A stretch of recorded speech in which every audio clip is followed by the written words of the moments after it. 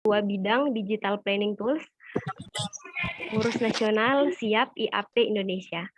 Yang kami hormati Bapak Moderator, Insinyur Antoni Sihombing, MPD, PhD, selaku dosen senior Departemen Arsitektur FTUI, Teknik Sipil dalam bidang perencanaan kota, perencanaan arsitektur, perencanaan dan perancangan kota.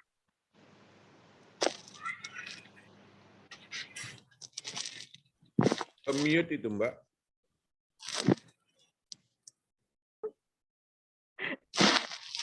Mohon maaf Pak, saya ulangi tadi ternyata di mute.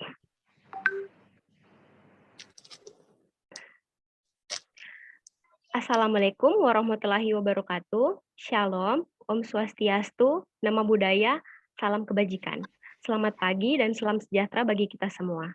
Yang kami hormati, pembicara dan moderator kami pada pagi hari ini, yaitu Bapak Beni Agus Chandra, ST MDM, selaku Kepala Dinas Penanaman Modal dan Pelayanan Terpadu Satu Pintu DKI Jakarta, Bapak Ridwan Sutriyadi, ST MT PhD, selaku Ketua Bidang Digital Planning Tools, Pengurus Nasional SIAP IAP Manado, IAP Indonesia, Bapak Moderator Insinyur Antoni Sihombing, MPD, PhD, selaku dosen senior Departemen Arsitektur FTUI. Yang kami hormati Ketua Kaprodi PWK FTUI, Ibu Dr. Ing Ova Chandra Dewi, ST MSc.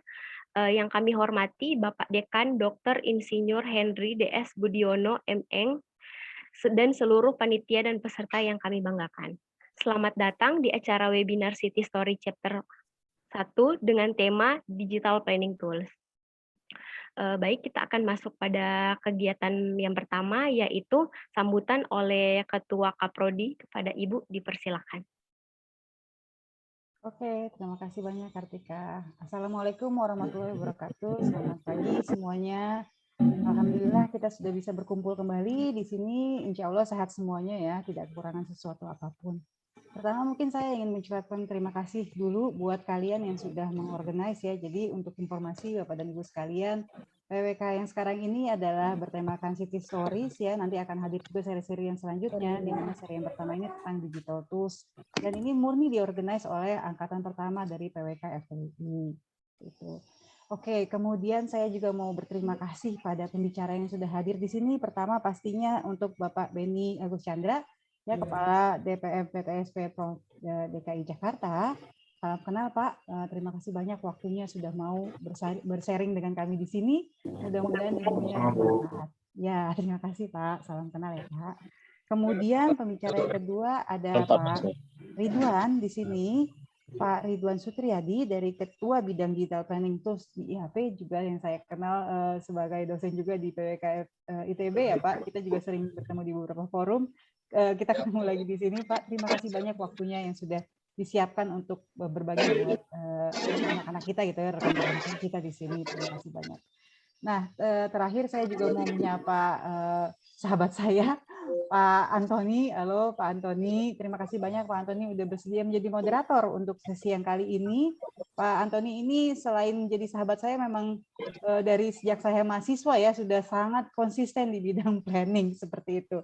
Mungkin itu dulu barangkali teman-teman sekalian, mudah-mudahan sesi yang kali ini membawa banyak manfaat. Yang pasti kita terus jaya, terus berkembang untuk mengembangkan potensi di bidang perencanaan wilayah dan kota. Terima kasih banyak. Saya kembalikan Mbak Kartika.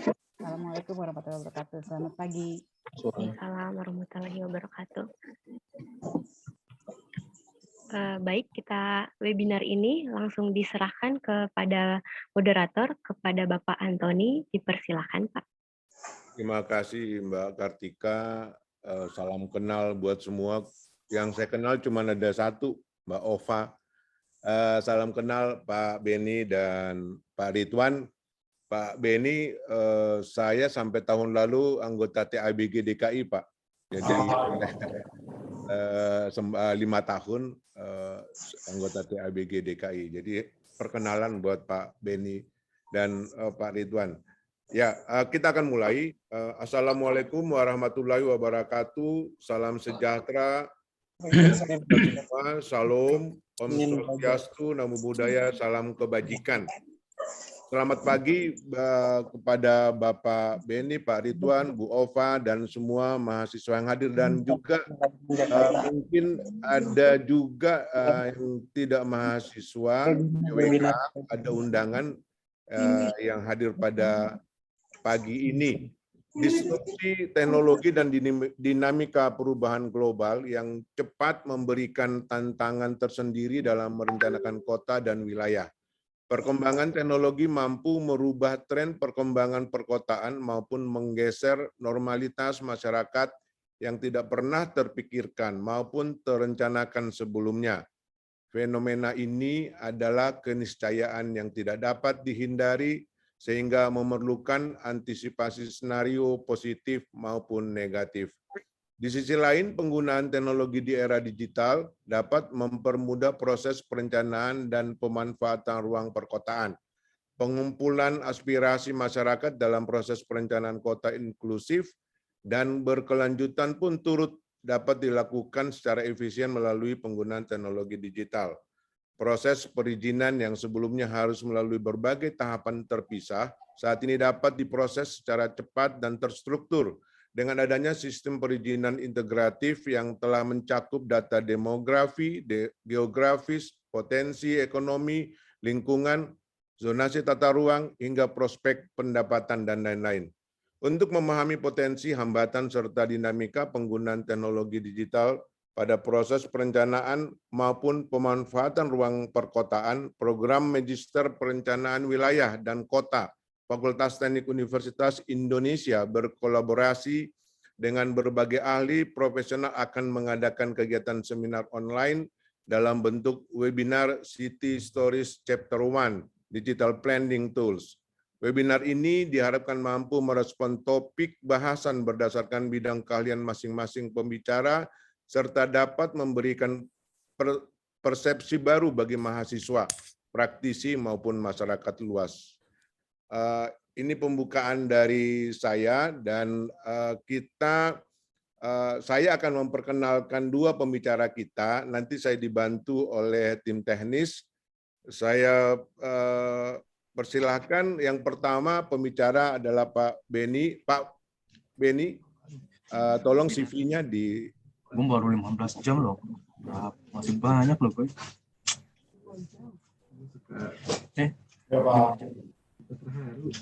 Siapa tim teknis untuk... Satu orang 20 disuruh.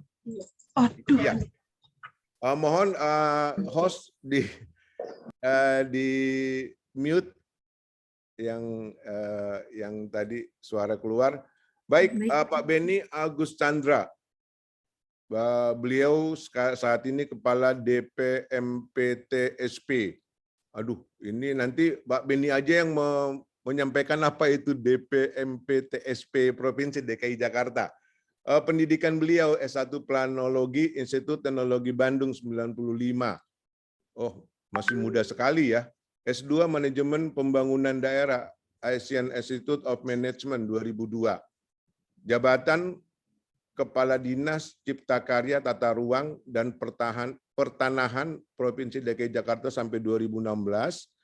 Kepala Dinas Penanaman Modal dan Pelayanan Terpadu Satu Pintu. Oh, saya sudah ketemu.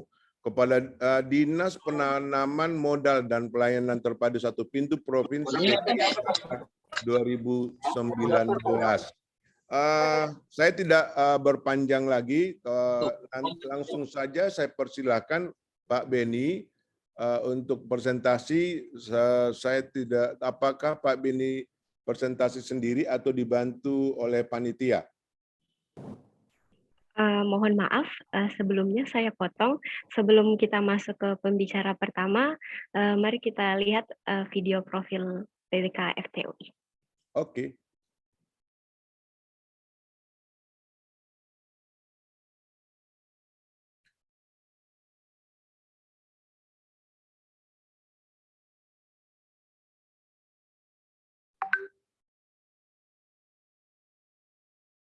Suaranya tidak terdengar.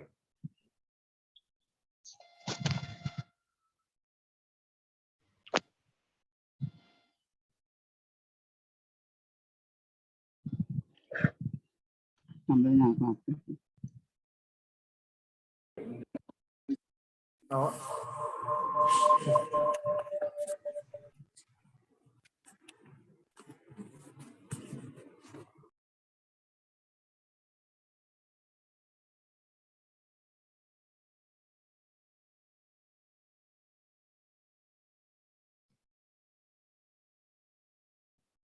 Panitia.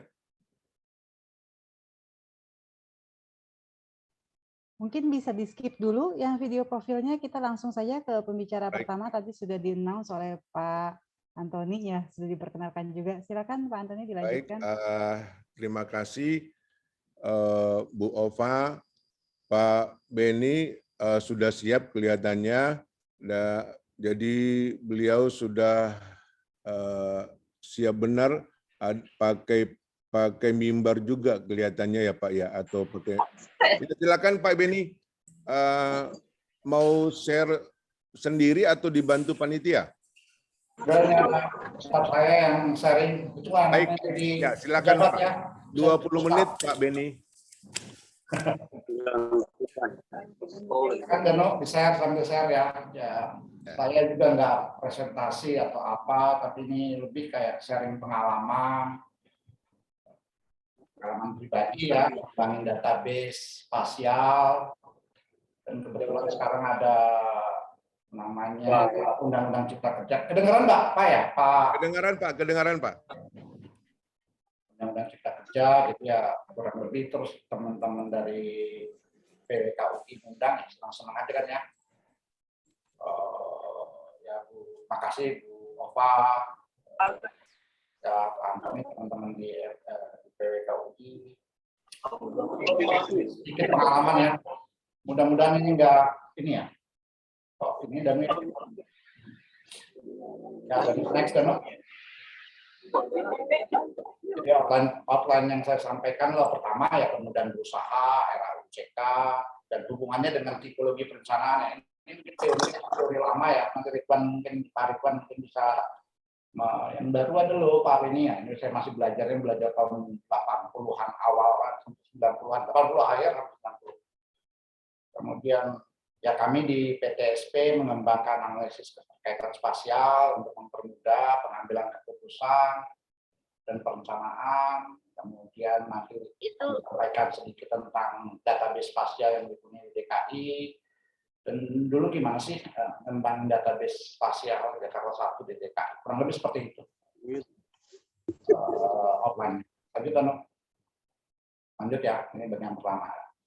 Yang Undang-Undang Cipta Kerja, Undang-Undang 11 terbit, intinya adalah peningkatan ekosistem perusahaan, antara lain ya, dengan menerapkan perizinan berusaha berbasis risiko. PP yang terpenting di sini adalah PP nomor 5, di mana kegiatan berusaha dibagi risiko rendah, NIP, kemudian risiko menengah, NIP dan sertifikat standar, yang ketiga baru kalau risiko tinggi, NIP dan kecil. Ini tentu seperti Pak Anton tadi sampaikan, mengubah banyak hal ya, izin jadi lebih mudah dan lain-lain. Persyaratannya satu adalah bahwa ini harus terintegrasi. Kalau tidak terintegrasi maka sakit kepala semua orang. Ya kita terus ya mengintegrasikan. Salah satu hal yang paling penting adalah ya terkait dengan ketata ruangan. Makanya menurut saya peran PWK ke depan, apalagi dengan sistem ini akan sangat besar. Dulu zaman kita PWK juga cuma bikin rencana tata ruang, ngerjain proyek pemerintah, tapi dengan adanya Undang-Undang Cipta Kerja terbuka kemungkinan baru, karena sebetulnya teman-teman planner menurut saya harus berperan aktif juga dalam kegiatan investasi baik yang dilakukan oleh pengusaha kecil, menengah, besar. Jadi investasi tidak hanya dibayangkan dilakukan oleh investor asing atau pengembang-pengembang besar, tapi kecil-kecil.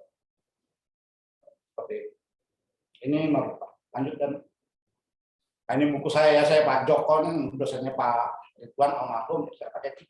Jadi ada rational comprehensive approach, ada joint instrumental planning approach, ada mixed scanning planning approach. Nah, kalau rational comprehensive approach ya seluruhnya ya, semuanya diteliti. kita ramal, jangka panjang, semua diteliti seluruh wilayah. Kalau disjoint incremental planning approach ya ada lokasi itu, parsial itu aja yang kita bikin lebih cepat pasti. Nah yang ketiga adalah mixed scanning planning approach. Biasanya orang-orang pakai strategy choice approach ya. Nah lalu inilah ini ya orang banyak bilang comprehensive planning sudah gagal dan lain-lain, tapi menurut saya untuk hal-hal tertentu memang pasti tetap perlu planning approach. Hanya lokasi seperti apa. Yang persil juga masih tetap, terutama kayak Pak Antoni arsitek ya pasti nggak mikir ya dipikirkan gitu ya. Tetapi menarik adalah ketika menurut saya undang-undang CK terbit, maka yang paling pas adalah mixed scanning planning approach. Jadi Pak Ridwan mungkin ya yang terbaru seperti apa ini pelajaran yang masih lama soal Pak Ridwan. Sorry. Saya masih pakai teori lama ya. Teorinya boleh lama, tetapi implementasinya dengan adanya kemajuan digital, GIS ini cuma ada GIS dulu kalau melakukan analisa kita cuma pakai kalkir zaman saya. Sama Karara tuh dekat Pak Hasan Baipe doa Hasan Baipe rumah. Sorry ya, bocor. Kemudian ya sekarang ada kemajuan udah sampai WebGIS, orang-orang juga ngomong soal big data dan lain-lain, ini berkembang pasti pendekatan menjadi lebih mudah dan lain-lain. Lanjut. Ya orang planologi, orang perencanaan pasti terkait dengan masa depan, namanya perencanaan wilayah kota ke depan. Ke depan sayangnya pasti ada ketidakpastian, ada uncertainty, pasti ada. Bagaimana kita membuat keputusan harus dibuat saat ini untuk ke depan. Salah satu strateginya adalah ya udah kita lihat pola-pola yang ada saat ini, kita lihat kasus-kasus yang sama, sehingga kita lihat ke depan seperti apa sih, berdasarkan itu kita kembangkan alternatif. Dan kita nggak harus nunggu semua data terkumpul dan lain-lain, kurang lebih seperti itu tadi kan pendekatan ketiga yang mix itu ya. Jadi kita ambil yang strategis, kita lihat pola-polanya, kita ambil keputusan saat ini, kita tahu apa sih yang perlu dilakukan supaya mencapai komitmen atau tujuan ke depan. Seperti itu kurang lebih. Kita harus memperhatikan kondisi existing. Rencana tata ruang memang dibuat, tapi kondisi existing harus dipertimbangkan. Investor kayak Google waktu bikin rencana tata ruang dimanapun di Indonesia ya mereka tidak diajak FGD atau diminta pendapat, tapi ketika dia masuk, nah hal-hal seperti ini harus kita ambil keputusan harus dibuat, investasi harus didorong, perizinan harus dibuat dengan adanya tadi ya ada DTR seperti itu. Tapi kalau kita punya tools atau instrumen yang bisa melihat keterkaitan spasial, kita mungkin bisa meramal masa depan lebih mudah. Sehingga berbagai ketidakpastian kita bisa antisipasi. Dan itu menurut saya peranan teknologi digital akan sangat besar ya. Ya. Di DKI kita kembangin seperti ini, tadi ya kita lihat keterkaitan spasial seperti apa sih? Kita lihat kalau ada orang mau mengembangkan, mau investasi, mau izin berusaha, kalau izinnya kecil mungkin dampaknya besar, tapi kalau izinnya besar pasti berdampak. Apa sih fasum terdekatnya? Ini daerah rawan banjir apa enggak? Hijaunya bagaimana? Komposisi penggunaan existingnya seperti apa? Dukungan air bersih seperti apa? Ini kita lihat. Ya tools tetap menyajikan data-data, kita bisa tarik dengan cepat, tetapi analisis tetap perlu dilakukan oleh manusia, saya percaya, dan itulah pentingnya perannya PWK ya, teman-teman PWK yang belajar. Nggak semua orang bisa loh menerjemahkan analisis spasial ini, gitu kan. Mudah-mudahan teman-teman kalau lulus lebih mudah. Dan ini bukan hanya dengan era UCK, menurut saya bukan hanya jadi kliennya orang PWK bukan hanya pemerintah, tetapi investor dan lain-lain. kita bantu kaji. Sebelum tentunya masuk ke arsitek ya, kecil, bangunannya seperti apa dan lain-lain harus detail. Peranan profesional diberikan lebih besar ya. Untuk PWK sendiri ada forum perencanaan, tapi forum perencanaan tanpa data akhirnya jadi kayak arisan di medsos, makanya kita perlu data, disediakan data, dan negara atau pemerintah ya wajib menyediakan data. Lanjut, ini contohnya ya, jadi kalau ada nih, contohnya kebetulan gedungnya PTSP, kita buat poligonnya, persilnya dibuat, terus kita tinggal lihat, ini radiusnya mau berapa, kira-kira skala kegiatan seperti apa, kalau bisa dibikin 1 kilo, bisa 500 meter, bisa radius 2 kilo, seterusnya. Jadi kita bisa buat analisis dengan adanya kemajuan teknologi, kita bisa buat analisis seperti apa yang skala usaha seperti ini, keterkaitannya apa aja sih di sekitarnya. Makin besar tentunya skalanya makin besar ya. Kayak Grand Indonesia mungkin 2 kilo, tapi kalau cuma usaha minimarket mungkin cuma 500 meter atau berapa, kita bisa buat seperti itu. Jika kelihatan keterkaitannya, kita bisa lihat polanya, kita bisa meramal ke masa depan. Ya tentunya nggak polanya aja ya, kita juga nggak tahu persis dan lain-lain. Dan menurut saya tidak baik. Dan menurut saya juga tidak perlu rinci-rinci ya, kecuali memang arsitek mau bangun di situ. Tapi yang penting adalah insight. Kalau kita juga lihat kalau macet atau enggak pakai Google juga nggak perlu detail-detail koordinat di titik itu macet. Yang penting kelihatan kalau daerah depan mau macet dan itu yang penting menurut saya. Kita bisa melihat polanya, mengembangkan alternatif bagi pemerintah, bagi investor, bagi warga masyarakat, sehingga ada sebuah keputusan yang tepat setelah dilakukan diskusi atau pembahasan bersama. Tapi tanpa itu, ya kita ngomong tanpa data. Kita ngomong hanya berbasis medsos dan lain-lain, dan itu akan keputusannya menurut saya akan bias. Lanjut. Hanya kita bisa tarik beberapa layar ya, rute Transjakarta di dekat situ, rencana kotanya seperti apa sih, gitu kan ya, sehingga lebih pasti. Tadi ya, ketidakpastian ke depan bisa lebih. Penggunaan lahannya existing seperti apa? UMKM di situ apa aja sih? RTH-nya ada berapa? Semua orang kan bilang RTH. Bangunan tinggi sekitar itu seperti apa? Pipa air ketersediaan. Ada nggak aturan-aturan UDGL, Open Design Guideline yang di sekitar situ, sehingga yang harus dipatuhi.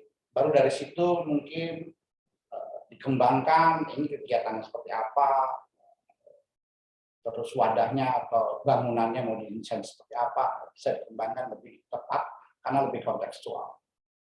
Ini ya, ini data, dan menurut saya tugasnya teman-teman PWK ini menerjemahkan ini, investor atau orang awam nggak bisa gitu, dengan mudah, tapi tugasnya kita mengembangkan alternatif-alternatif. Jadi memang ini dibuat kemarin dulu untuk lebih istilahnya lebih memberikan alternatif. Jadi orang mau invest dikasih data, tapi data itu memang perlu diterjemahkan karena ini berbentuk data-data spasial dan itu tugasnya PWK apa ada. Saya pernah diskusi dengan Pak Ridwan, dia bikin ada 8 layar, nah ini kita coba masukin 8 layar Pak Ridwan seperti apa, sehingga orang bisa ngambil keputusan ke depannya ya, dengan lebih baik lagi. Lanjut. Ini ya, buffer, contohnya 1 kilo, kemudian kita kasih data apa aja. Sehingga ya pemberian data kepada investor, kepada pemerintah, dan lain-lain bisa lebih cepat. Investasi akan lebih cepat, pengambilan keputusan, prediksi-prediksi investor akan lebih mudah dilakukan. Dan menurut saya inilah salah satu peran yang perlu dilakukan oleh teman-teman planologi atau planner atau PWK nantinya ke depan. Bukan hanya membuat rencana tata ruang, gitu, tapi bagaimana membantu memfasilitasi investasi, mengendalikan dampak investasi dan lain-lain. Lanjut. Nah ini ya, selain keputusan itu bukan, kalau dulu zaman saya sekolah masih negara ini masih tersentralisasi, keputusannya ya pemerintah pada era dan lain-lain. tapi sekarang itu enggak. Bahkan orang-orang yang punya UMKM itu juga mengambil keputusan terhadap kota. Kota ini akan lebih dinamis ketika semua orang diberi peran untuk mengambil keputusan, diberi data dan lain-lain. Itu idenya. Jadi partisipasi akan lebih besar. Kenapa? Karena adanya sekarang kemudahan teknologi informasi. Kita harus masuk ke situ. Karena kalau nggak kita masuk ke situ, ya diambil Google, diambil web, WhatsApp, diambil apa. Diskusi berdasarkan data yang mereka berikan. Maka pemerintah, kemudian perguruan tinggi, asosiasi harus kerjasama untuk mengembangkan data bersama dan itu dipakai bersama. Saya kira juga Undang-Undang Cipta Kerja arahnya ke sana dengan adanya Jistaru dan lain-lain. Walaupun memang ya untuk kolaborasi ya harus ada menyadari keterbatasan masing-masing. Nggak bisa kita misalnya kalau mau gotong royong kerja bakti, semua orang harus bawa pacul. Kayak adanya cuma sapu lidi, DKI, RDTR-nya ada ini, ya inilah kita pakai sambil kita perbaiki sesuai standar. Akan sulit kolaborasi atau mengembangkan database ini kalau standarnya. Ya, beberapa ya kita kasih. Jadi ini dan menurut saya planner lah yang bisa membantu ini menjadi co-kreator dalam mengembangkan hal ini. Lanjut. Nah ini ya, lanjut. Itu tadi yang saya sampaikan memang hanya sebatas beberapa alternatif ya. Banyak hal yang bisa dilakukan kalau kita punya database spasial. Karena memang database yang ada di kita itu kayak database BPS aja kan, susah sekali mengakses bagi semua orang per persil atau per kelurahan, rata-rata per kota dan lain-lain. Ya udah kita buat ya. Kalau ada database spasial maka ada koordinatnya, kita tinggal overlay dan lain-lain. Banyak hal bisa dilakukan overlay. Ini beberapa keterkaitan berdasarkan jarak, spasial modeling bisa dilakukan dan lain-lain. Ini memudahkan. Dan tidak perlu harus kita mengerti GIS atau apa, karena memang semuanya akan lebih mudah. Tetapi peranan planner yang menerjemahkan data-data ini menjadi dimengerti oleh berbagai pihak, itulah peranan. Dan semua orang bisa baca ini, percaya sama saya. Data-data spasial ini bisa dibaca, dilihat polanya, insight, ada apa. Nah ya, di DKI ada Jakarta 1, simpul jaringan spasial, lebih dari 100 layar sebetulnya, 100 layar peta ya. Sangat kaya dan ini kalau bisa sangat bermanfaat. Mudah-mudahan daerah lain se-Indonesia dengan adanya Jistaru dan Undang-Undang Cipta Kerja ini bisa didorong mempunyai hal yang sama sehingga memudahkan. Lanjut, nah ini ya. Launching 17 Januari 2018. Alhamdulillah dukungannya, itu dukungan juga dari Kejaksaan, dari BPK, dari KPK, semuanya mendukung adanya ini dan ini salah satu bagian dari untuk mencegah korupsi. Jadi transparansi data itu mencegah korupsi. Menarik sebetulnya. Lanjut. Nah, ya, yang terpenting adalah peta dasar. Inilah yang perlu keberanian Pak Anies waktu itu. Peta dasar. Pakai peta ini, yang nggak mau pakai peta ini keluar dari gerbong. Itu keputusan menurut saya, keputusan Pak Anies. Beruntung ya Pak Anies sehingga ini bisa terrealisasi seperti nanti teman-teman coba akses. Belum sempurna tapi menurut saya arahnya sudah peta dasar tunggal. Kita pakai peta ini. BPN, bahkan BPN itu juga harus pakai peta dan alhamdulillah mau. Luar biasa menurut saya. Sehingga semua data spasial bisa kita satukan dalam wadah Jakarta 1. Lanjut. Ya, SKPD. SKPD-nya boleh semua berkontribusi. Lanjut. Nah ini ya, ini kebetulan di Indonesia juga ada, makanya kita sebetulnya ini ya, big nyiapin anggaran, terus karena katanya besar, maka biayanya pakai swasta. Tapi menurut saya kalau ada kemauan nggak besar-besar amat kok ini anggarannya untuk membangun ini semua ya. Jadi anggaran, peralatan, sumber daya manusia itu sebetulnya nggak terlampau jadi kendala gitu, dalam mengembangkan. Lanjut. Nah ya, akhir Desember 2018 dapat Bu Mandala, 2020 dapat Bu Mandala juga, 2021 kayaknya baru kemarin juga dapat Bu Mandala. Jadi memang apa yang diadakan oleh Pak Anies ternyata bisa terlaksana. Yang menarik memang responnya KPK bahwa ini adalah salah satu sistem untuk mencegah korupsi. Data dibuka, data dilihat, semua data perizinan, transparansi itu cenderung untuk mencegah ya korupsi, sehingga orang nggak berani lagi macam-macam gitu. Itu yang didorong, ini bagian dari program. Nah ini ya beberapa rekomendasi ya, rekomendasinya pemerintahnya disatukan dalam sebuah peta digital. PPR, SPPT, izin ya, dukungan KPK kalau saya cukup besar. Ya, pengalaman sebenarnya ini. Waktunya 2 menit lagi, Pak. Oke, intinya satu, bahwa data itu mahal, tapi data itu bisa murah kalau kita mau sharing data.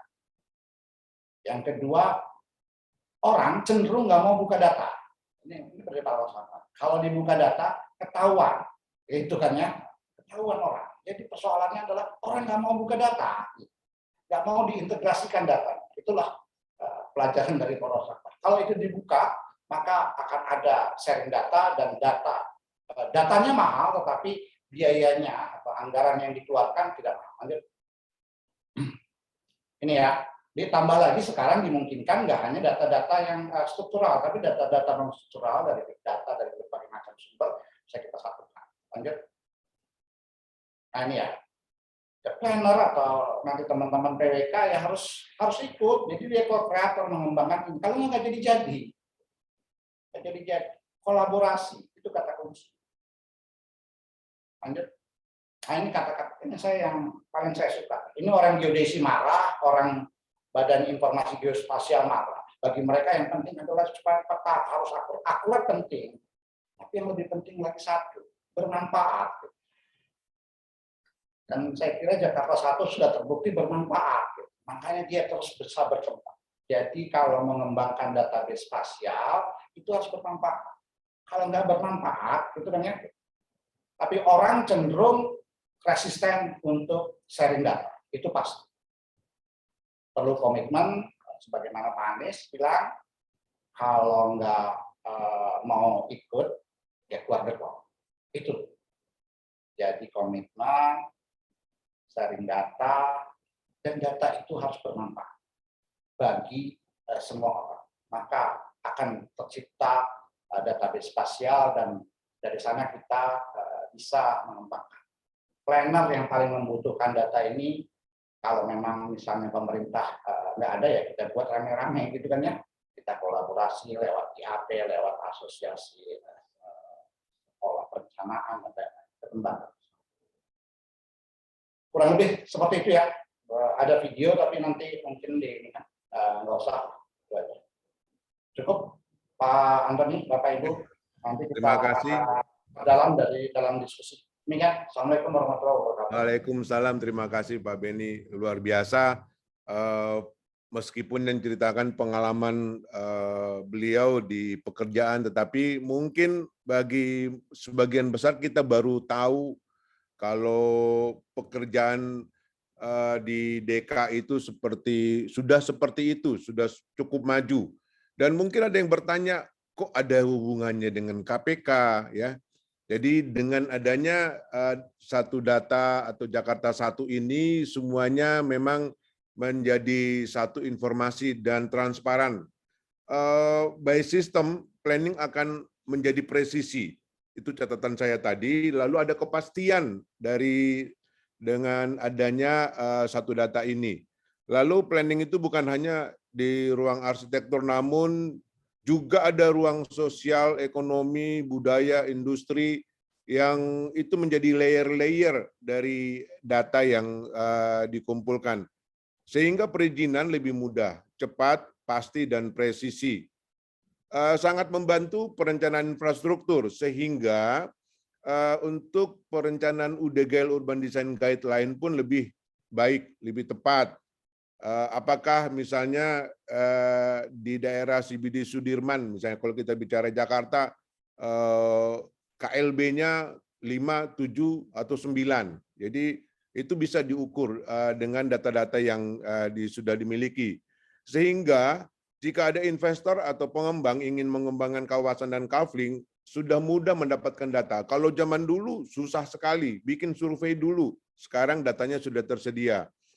Kemudian yang penting adalah yang terakhir, transparansi data. Sehingga Jakarta 1 mendapat perhatian khusus dari KPK dan mendapat penghargaan dari pemerintah.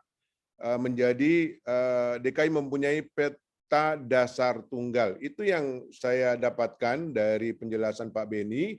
Nanti untuk lebih detailnya kita akan masuk ke dalam diskusi setelah pembicara kedua. Terima kasih Pak Beni, luar biasa. Kita berikan tepuk tangan dong dari rumah masing-masing.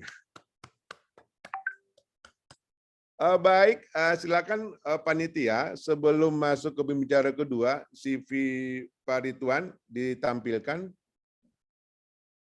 Silakan.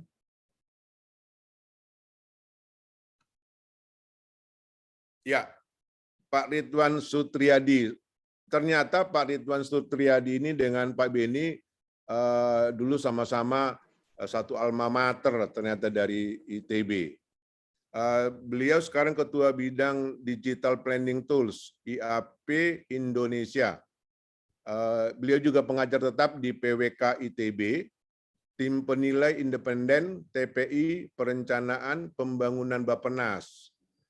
Ikut mendirikan Pusat Unggulan Ilmu Pengetahuan dan Teknologi Kecerdasan Buatan, ITB. Pendidikan S1 Planologi, ITB 94.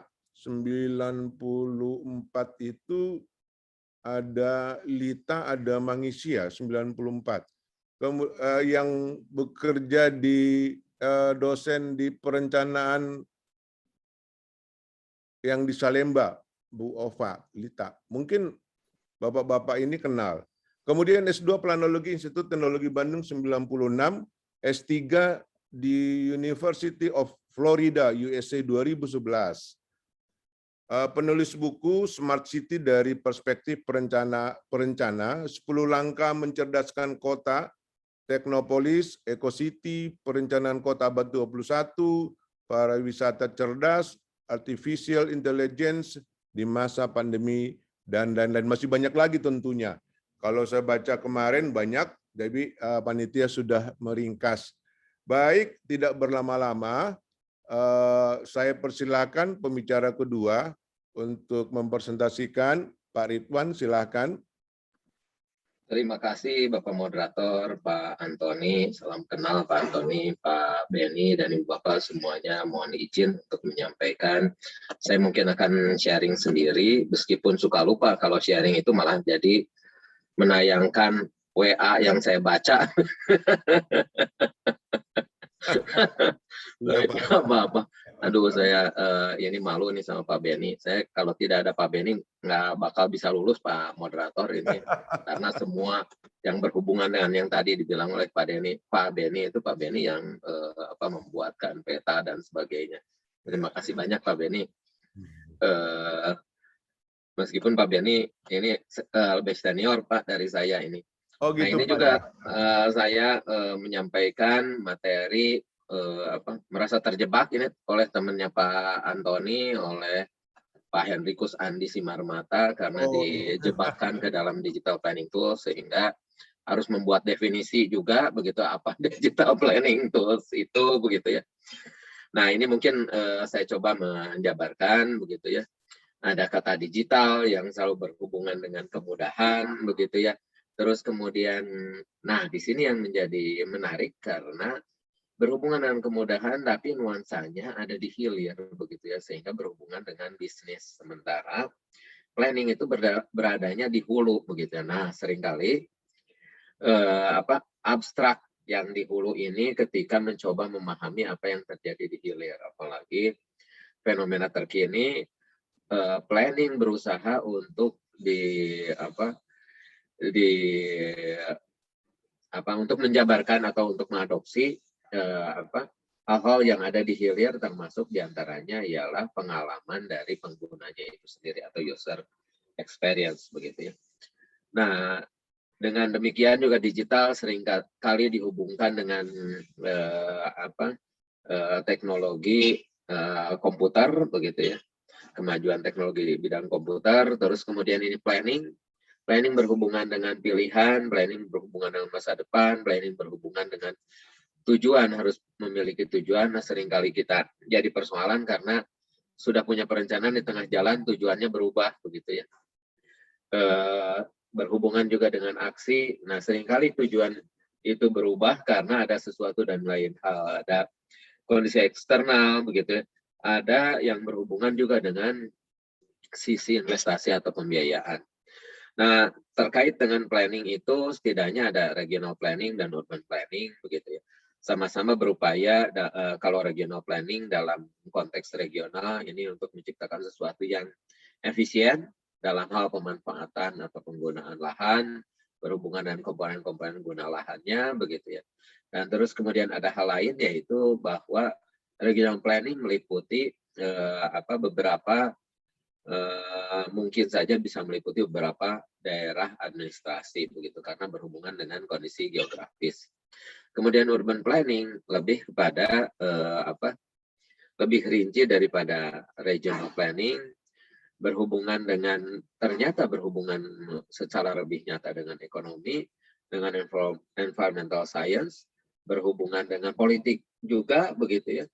Terus kemudian ada hal lainnya ialah menyentuh juga beberapa kebaruan begitu ya. Sisi kebaruan, ingin efisiensi tapi dibuat secara lebih terukur, lebih kuantitatif begitu ya. Terus kemudian tools sebagai satu perangkat yang digunakan untuk memudahkan begitu ya. Biasanya tools berhubungan dengan organization timelines, berhubungan dengan tindakan, berhubungan dengan prioritas, berhubungan dengan agenda-agenda perencanaan begitu.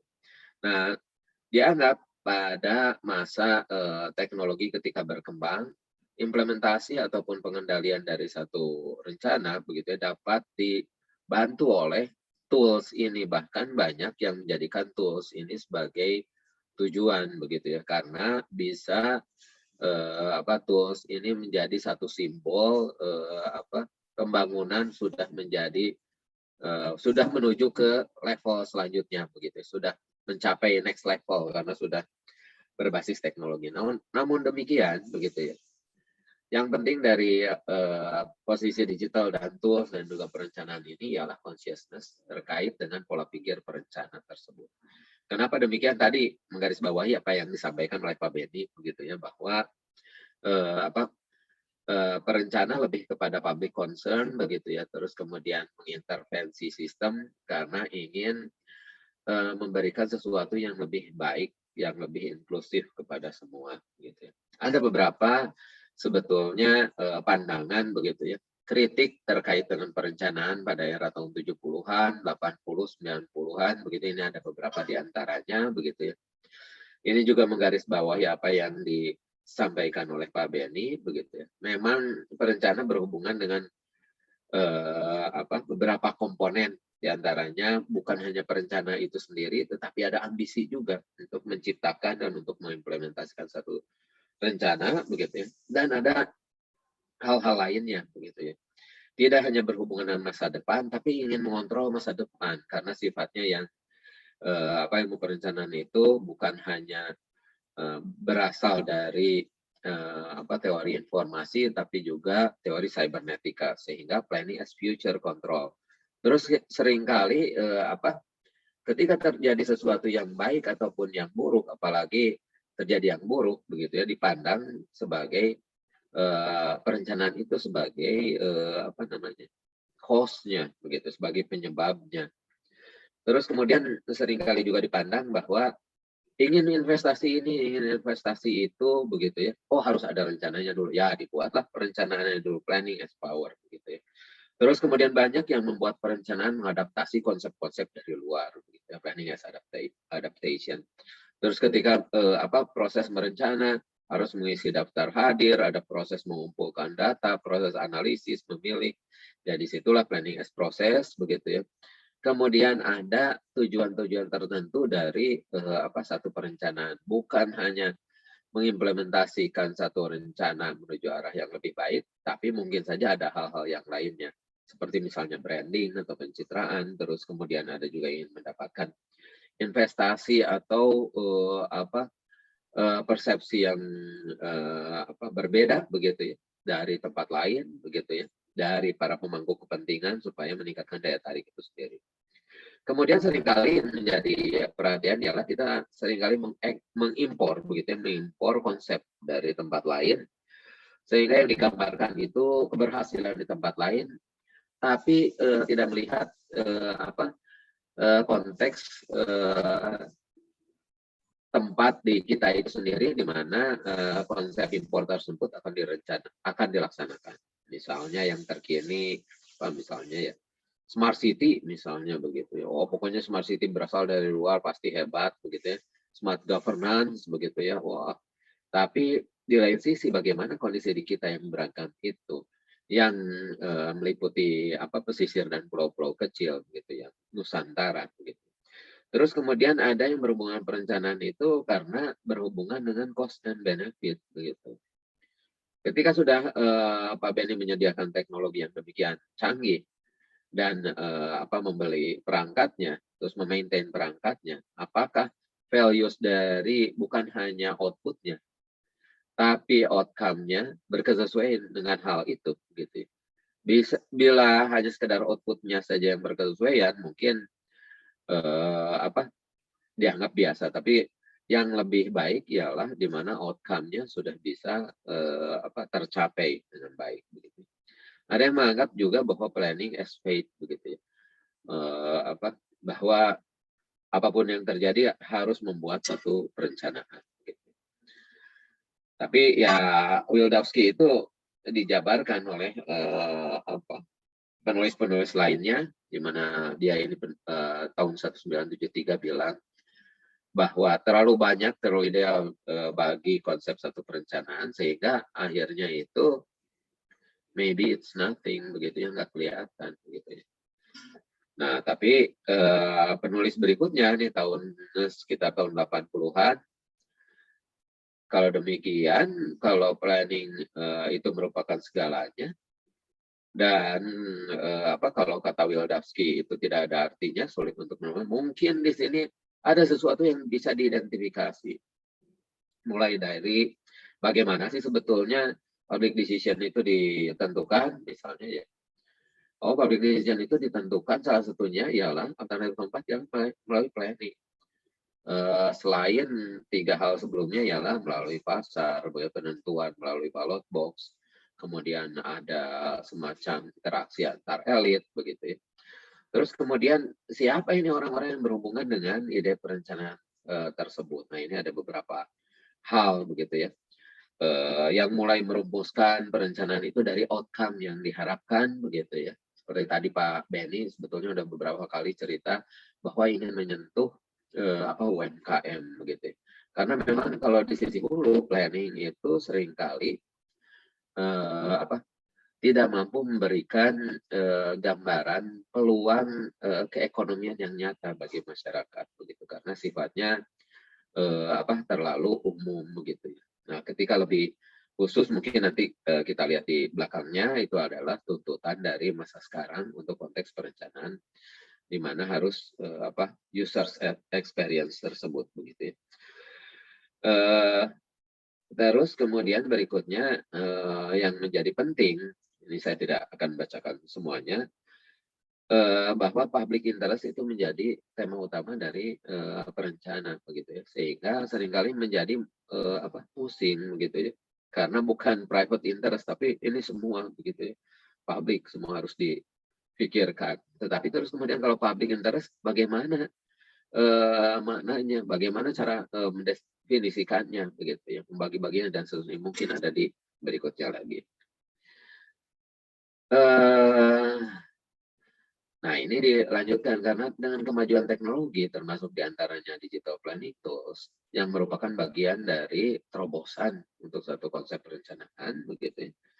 Itu dapat dianggap sebagai perencanaan, tadi Pak Benny menyinggung juga tuh, comprehensive planning, disjoint incrementalism, dan mixed scanning, begitu. Mixed scanning itu ya termasuk diantaranya ialah strategic planning ini. Nah, dalam tulisan ini disampaikan bahwa if strategic planning is everything, maybe it's nothing. Oh, jangan-jangan yang sekarang yang dengan menggunakan alat bantu teknologi tersebut, digital planning tools itu mungkin bisa jadi nothing juga begitu ya, karena bisa digambarkan makna strategic planning itu berbagai arti begitu ya, berbagai makna. Terus kemudian banyak peluang yang bisa ditampilkan atau dikembangkan dari tadi Pak Benny, sangat relevan dengan teori ini. Sudah saya kirim Pak Benny ke WA-nya Pak Benny ini filenya. Nah, of land use planning, makin banyak yang bisa diceritakan dari land use planning begitu. Terus kemudian bagaimana mengadopsi bahwa planning itu senantiasa harus memiliki warna begitu, identitas dari sudut pandang culture, dan juga merupakan bagian dari aktivitas politik gitu. Harus berhubungan dengan aktivitas politik tersebut. Nah, terus kemudian di tahun 1997 ya, jika planning itu segalanya begitu, tentang apa sih sebetulnya? Nah, ini juga tadi secara praktis Pak Benny sudah menyampaikan. Kerangka perencanaan itu seperti bagaimana begitu ya? Sistem perencanaan pembangunan nasional begitu. Ada rencana pembangunan jangka panjang, jangka menengah, jangka pendek. Tapi balik lagi kalau smart city di mana? Ada di situ begitu ya. Nah, smart city merupakan planning tools juga begitu ya. Terus kemudian recent contribution-nya apa? Terimplementasi dengan baikkah begitu, atau recent contribution-nya itu menunjukkan failure untuk intervensi bagi pihak-pihak yang lain begitu. Nah, ada different fokus juga yang tadi dibahas, perhatian terhadap UMKM atau secara umum teorinya itu tadi tidak bisa memberikan peluang keekonomian bagi para pemangku kepentingan begitu ya.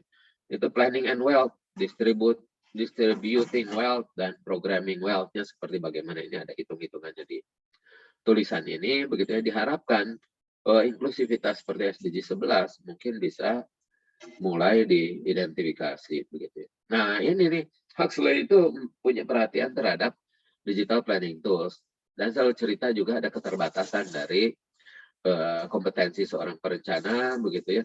Terus kemudian di lain sisi tidak bisa berhenti seorang perencana itu untuk melakukan pengembangan keilmuan. Terus kemudian dia menyindir begitu ya. If planning is anything, maybe it's geography begitu ya. Karena selalu berhubungan dengan peta begitu ya, mengidentifikasi peta begitu, terus kemudian menginterpretasikan sampai menyindir ke sana kemari ini Margot Huxley ini begitu ya. Sampai di akhirnya dengan kemampuan geografi seperti demikian, mungkin si planner bisa memberikan upaya yang lebih detail lagi berhubungan dengan konsep lama dari hanya sekedar place, work, dan folk itu, atau folk, work, place dari pendekatan zaman dahulu kala ini yang diadopsi oleh Patrick Geddes dari LePlay itu yang sekali dia. Nah, bagaimana perkembangan terkini di tahun 2021 ini? Banyak klaster yang berhubungan dengan digital planning tools itu. Terutama klaster riset yang berhubungan dengan digital planning tools begitu ya, yang berhubungan dengan urban regeneration misalnya begitu ya. Nah, ini sangat relevan dengan DKI Jakarta begitu, karena DKI Jakarta kota bertaraf internasional dan akan senantiasa membutuhkan penanganan yang terkini begitu ya, supaya efektif dan efisien penataan ruangnya. Terus kemudian secara umum yang lainnya ialah berhubungan dengan spatial planning gitu, dan dengan tata ruang. Nah, mungkin jangan disalahkan ketika PP 21 ini sangat erat juga dengan peran Kementerian ATR, tapi jangan lupa bahwa ada hal-hal yang lain yang meskipun di sini di cluster spatial planning ini kalau untuk konteks kita sepertinya berhubungan dengan rencana yang sifatnya umum, rencana yang sifatnya rinci begitu ya. Kemudian ada yang lainnya itu sudah secara spesifik, ini yang lainnya yang berhubungan dengan teknologinya, yang berhubungan dengan spesifikasi dari pabrik begitu ya, karena digital factory itu yang industri 4.0 yang ditulis yang di sebelah kanan ini ialah latest publication di tahun 2021 begitu. Ada yang berhubungan dengan co-design, ada yang berhubungan dengan building public sector capability supaya memberikan layanan yang lebih baik, tapi juga dengan berkembangnya digital, ini McKinsey misalnya salah satunya, sebetulnya banyak kesalahan lain yang bisa menyampaikan seperti begini. Ini ada mungkin kritik juga, bisa kondisi yang sekarang itu digital dilemma itu bisa menimbulkan satu failure atau kegagalan. Kenapa? Karena inginnya selalu yang ke atas begitu, tadinya punya layanan yang lingkupnya umum, ingin lebih rinci begitu, terus ingin lebih rinci lagi, tapi dengan kemanfaatnya memberikan values outcome-nya seperti bagaimana. Terus kemudian ketika terjadi agility begitu ya, bisa menjawab apapun begitu ya dari satu proses, terus tujuannya untuk apa begitu ya, ketika bisa menjawab panic button dan sebagainya untuk apa. Terus sehingga pada level ketiga investasinya lebih banyak lagi di 3 menit lagi Pak. Silakan Pak. Baik Pak, yang berhubungan dengan investasi lebih banyak di digital, tapi apakah nilai tambahnya akan sejumlah itu begitu ya, lebih banyak begitu ya. Fokus pada efisiensi, mungkin ini saya skip saja Pak. Memang dalam konteks digital planning tools menjadi lebih baik ketika cerita ini, mohon maaf, bahwa berhubungan dengan urban problem, urban growth, sustainable development dan planningnya itu sendiri. Begitu ada dua sisi perencanaan ini menjadi penting. Dengan digital itu ranahnya berhubungan dengan private, sementara planning itu sendiri ada di ranah publik begitu ya, ada di ranah kolektif good gitu ya. Nah, bagaimana dua hal ini saling bisa melengkapi, makanya antara dua sisi yang berbeda. Nah, sementara kita berhubungan dengan analisis kesesuaian lahan begitu ya, overlay begitu ya, analisis pasar, tapi di lain sisi ada pencitraan, terus kemudian yang lainnya ini Pak Benny sudah cerita yang di bawah nih, information unitnya selevel apa, cara mendapatkan data sampai kepada aktivitasnya seperti bagaimana. Itu saja mungkin Pak yang bisa disampaikan. Terima kasih banyak. Mohon maaf atas segala kurangan. Assalamualaikum warahmatullahi wabarakatuh. Saya percepat mungkin supaya bisa lebih. Wah, luar biasa. Jadi kalau tadi kita mendengar pembicara pertama lebih ke praktis pengalaman beliau sebagai pejabat di pemerintahan, sebagai pelaksana. Sekarang Pak Ridwan lebih ke akademisi, lebih ke hasil-hasil research, dan saya lihat tadi beberapa mahasiswa mulai berkerut jidatnya karena banyak teori-teori yang disampaikan. Namun masih dengan penjelasan Pak Ridwan kita bisa dapat menangkapnya dengan baik.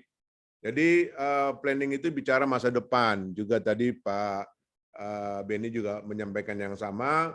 Planning ada dikenal regional, kemudian ada urban planning, ada urban design. Kemudian planning itu berhubungan dengan politik, ekonomi, sosial, dan lain-lain. Saya baru mengenal makna sebenarnya dari politik sejak belajar planning. Ternyata politik itu bukan negatif, bukan jelek. politik itu adalah baik, ya, karena bicara tentang kepentingan umum, kepentingan rakyat umum. Jadi kalau dibuat di senansannya ada seakan-akan kesan politik itu jelek, sebenarnya itu salah. Yang benar adalah politik adalah untuk kepentingan umum atau orang banyak. Kemudian planning bukan hanya berhubungan dengan masa depan, tapi justru mengontrol masa depan. Jadi ketika kita belajar di PWK ini, bukan hanya mengetahui, tetapi kita akan nanti membantu mengontrol, membantu Pak Beni nanti. Kemudian planning, output dari planning juga harus dibuktikan dengan kualitas dari outcome. Lalu planning bisa diidentifikasi, ya, tentunya dengan data berbagai macam, data-data berbagai macam layer-layer data yang kita dapatkan, atau tadi Pak Beni menyebutnya big data, semua itu bisa diidentifikasi dengan by system. Kemudian planning itu memerlukan cluster research, jadi bukan hanya bicara planning, tapi banyak informasi dari research. Terakhir yang saya dapatkan, ditutup oleh tadi Pak Ridwan, bahwa planning itu ada di ranah publik, jadi nggak usah disimpan-simpan, diumpetin, itu adalah milik publik. Itu yang saya dapatkan dari pembicara kedua. Kita habis ini masuk ke diskusi, namun panitia ingin share dulu video profilnya PWK. Silakan.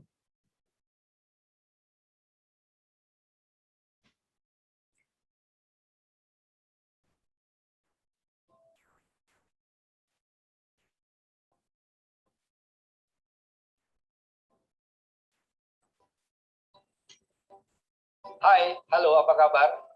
Senang sekali hari ini bisa back to work.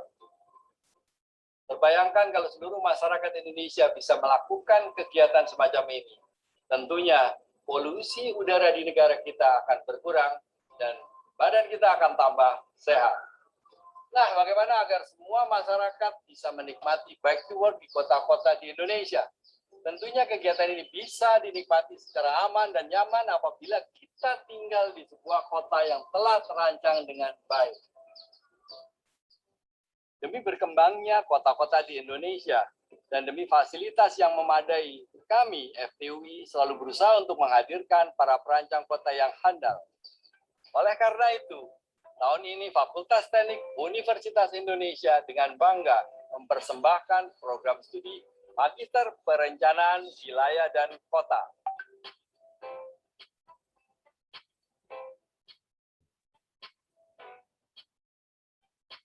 Program studi Magister Perencanaan Wilayah dan Kota atau PWK bertujuan untuk melatih para calon perancang kota agar dapat mengimbangi pesatnya kemajuan teknologi, pertumbuhan penduduk, dan juga ekonomi di dunia. Kami berharap program studi ini dapat menjadi pusat pengembangan ilmu yang multidisiplin, serta menciptakan lulusan profesional yang handal dalam perencanaan kota. Bukankah begitu, Mas Gamal? Betul sekali, Pak Henry. Tentunya lulusan PWK nantinya akan menjadi lulusan handal yang dapat berkontribusi dalam skala nasional maupun internasional. Prodi PWK menekankan interdisiplin dari pengembangan standar perencanaan wilayah dan perkotaan dan berorientasi pada perencanaan berbasis kemajuan teknologi. Hal ini kami lakukan demi kesejahteraan seluruh masyarakat agar dapat hidup di daerah berbasis kota cerdas dan pembangunan berkelanjutan. Pilihan lulusan PWK FTUI terletak pada fleksibilitas yang dimiliki. Hal ini dibuktikan dengan dibukanya 3 program peminatan, yaitu perencanaan tata ruang kota, perencanaan lingkungan kota, dan perencanaan infrastruktur dan transportasi. Pelaksanaan pendidikan dengan penjaminan mutu akademik terbaik menjadi prioritas kami dalam mempersiapkan mahasiswa yang siap terjun ke dunia profesional. Dalam penjaminan mutu akademik, kami berkoordinasi dengan unit penjaminan mutu akademik baik di fakultas maupun universitas. Mata kuliah yang kami susun juga menjadi perangkat untuk menumbuhkan kemampuan dalam hal kematangan intelektual, kemandirian, dan kreativitas. Peserta dapat mencapai gelar Master Perencanaan Wilayah dan Kota (MPWK) dalam 2 tahun, serta sertifikat keahlian dari Ikatan Ahli Perencana IAP. Prodi PWK akan menciptakan lulusan tenaga ahli yang tak hanya memiliki kompetensi profesional, namun juga memiliki pengakuan formal yang terdaftar. Sebagai asosiasi profesi perencanaan wilayah dan kota terbesar di Asia Tenggara, Ikatan Ahli Perencanaan Wilayah dan Kota atau IAP akan banyak bekerja sama dengan Prodi Magister PWK FTU. Lebih dari 52% penduduk Indonesia tinggal di perkotaan, dan lebih dari 600 kabupaten kota masih terus melakukan pembangunan kota, desa, maupun pengembangan kawasan lainnya. Sehingga target pembangunan dan perencanaan kota kita sampai saat ini masih sangat tinggi. Indonesia membutuhkan banyak tenaga profesional yang kompeten dan dapat menjalankan keahliannya dengan penuh tanggung jawab. Kami siap mengawal para calon perencana wilayah dan kota dari PWK FTU. Saya, Bambang Brojonegoro, Menteri Riset dan Teknologi, Kepala Badan Riset dan Inovasi Nasional, mengucapkan selamat atas dibukanya program studi Magister Multidisiplin Perencanaan Wilayah dan Kota Fakultas Teknik Universitas Indonesia. Harapan saya, semoga program studi ini dapat menjadi wadah yang baik dalam menghasilkan SDM yang andal, profesional, dan bertanggung jawab. Indonesia memiliki visi untuk menjadi negara maju berpendapatan tinggi melalui perekonomian berbasis inovasi. Hal ini hanya bisa dicapai dengan kualitas SDM yang menguasai teknologi dan mampu menjawab tantangan, serta memberikan solusi atas berbagai masalah yang ada di masyarakat. Semoga program perencanaan wilayah dan kota Fakultas Teknik Universitas Indonesia terus konsisten dalam berkontribusi untuk kemajuan dunia perencanaan wilayah dan kota di Indonesia dan dunia.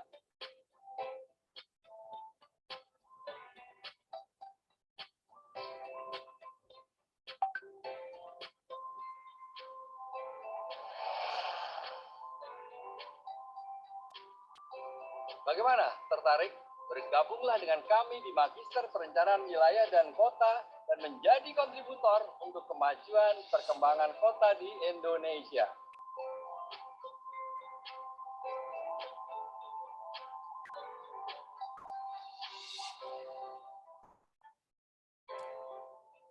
Iya, terima kasih kepada panitia. Yang awal dan yang terakhir itu adalah dekan kami, Pak Henry. Pengakuan beliau, hobinya adalah dekan dan dosen, tetapi pekerjaannya adalah barista.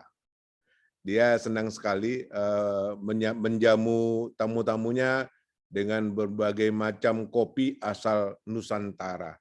Ya, kita sekarang beranjak ke diskusi.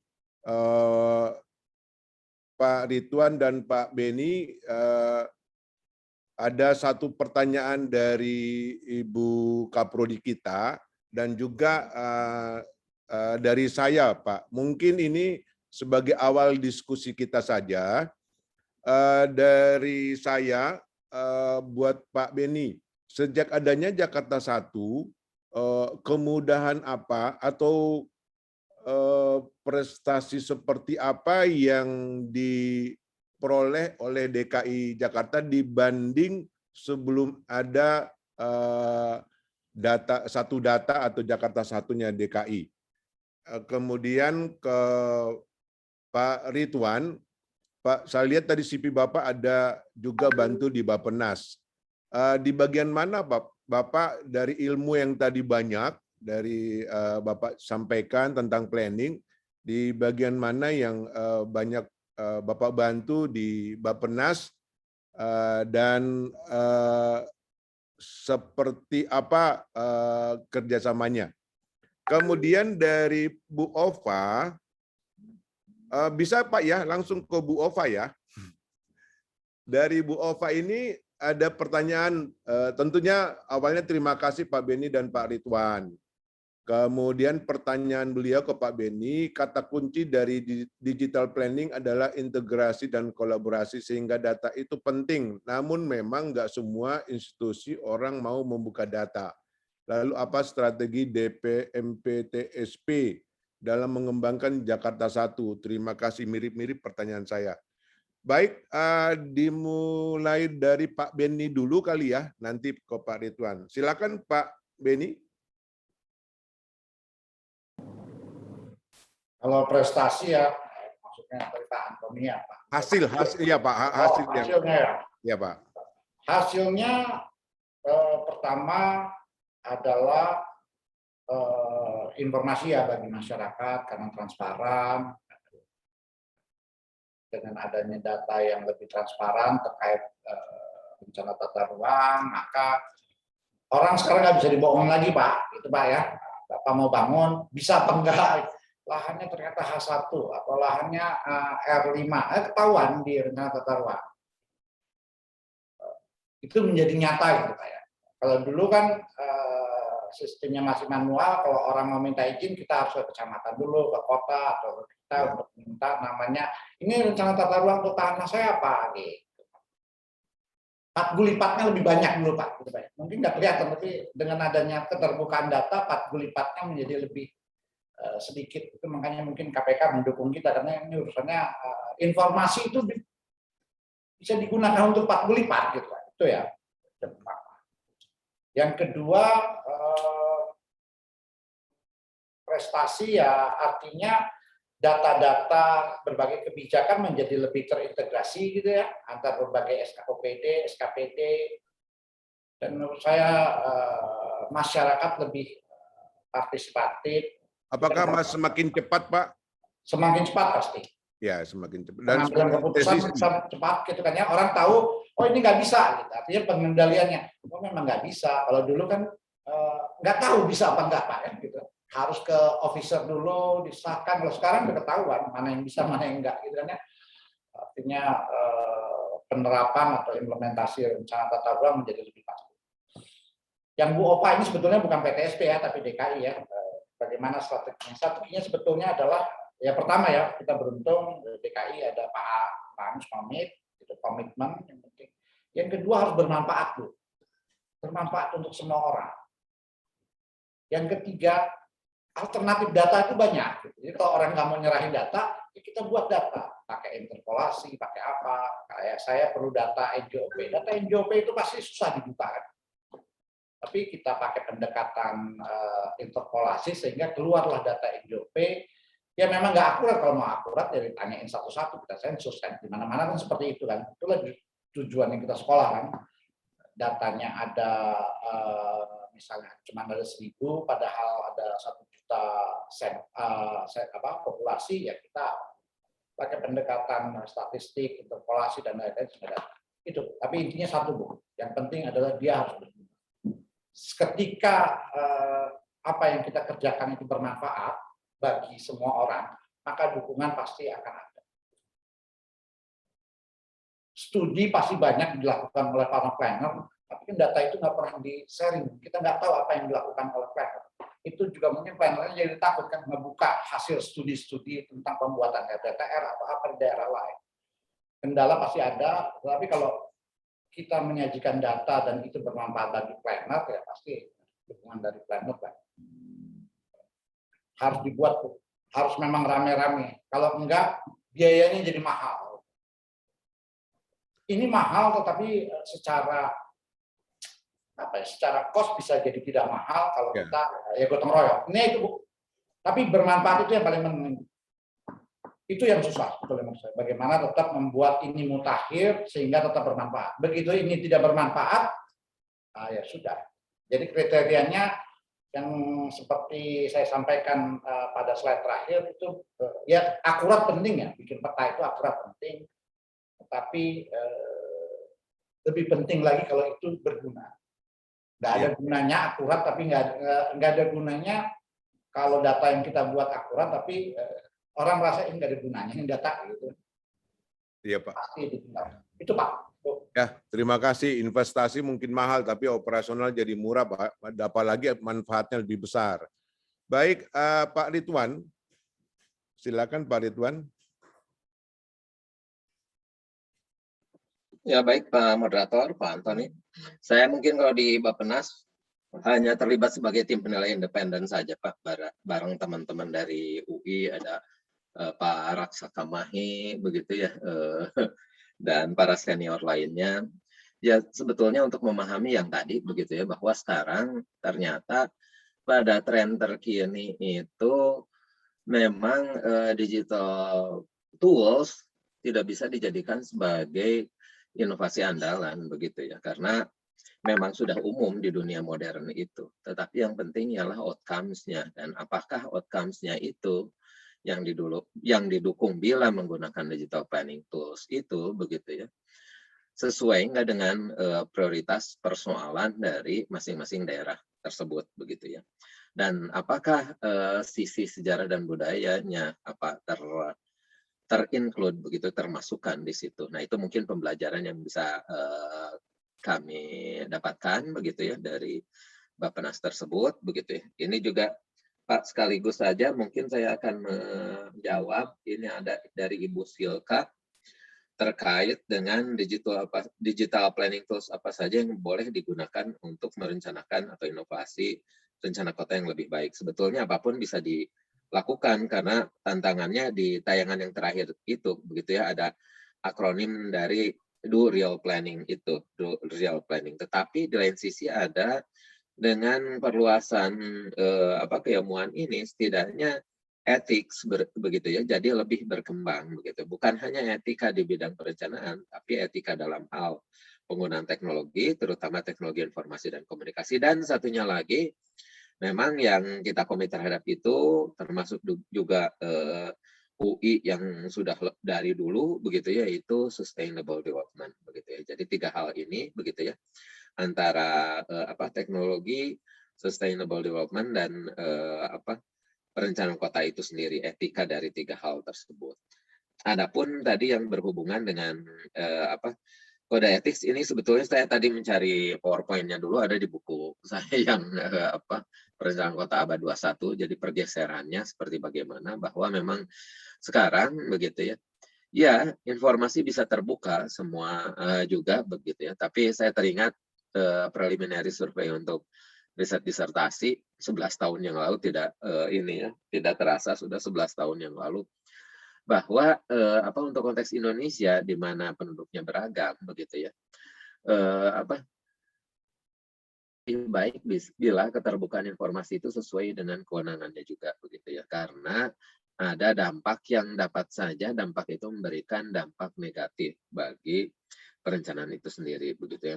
Bahkan si dampak negatif inilah yang kemudian menjadi viral. Nah, di lain sisi begitu ya, di lain sisi kita semua bisa berkontribusi dalam perencanaan begitu ya, dengan memanfaatkan teknologi saja yang ada begitu ya. Tidak usah mungkin yang mengadakan yang canggih begitu ya. Itu pun yang menjadi fokus dari roadmap riset saya, bahwa gunakan saja teknologi yang ada di sekitar kita, dan itu digunakan sebesar-besarnya untuk perencanaan yang lebih baik begitu ya, yang inklusif, yang tangguh begitu. Terus kemudian justice, mendorong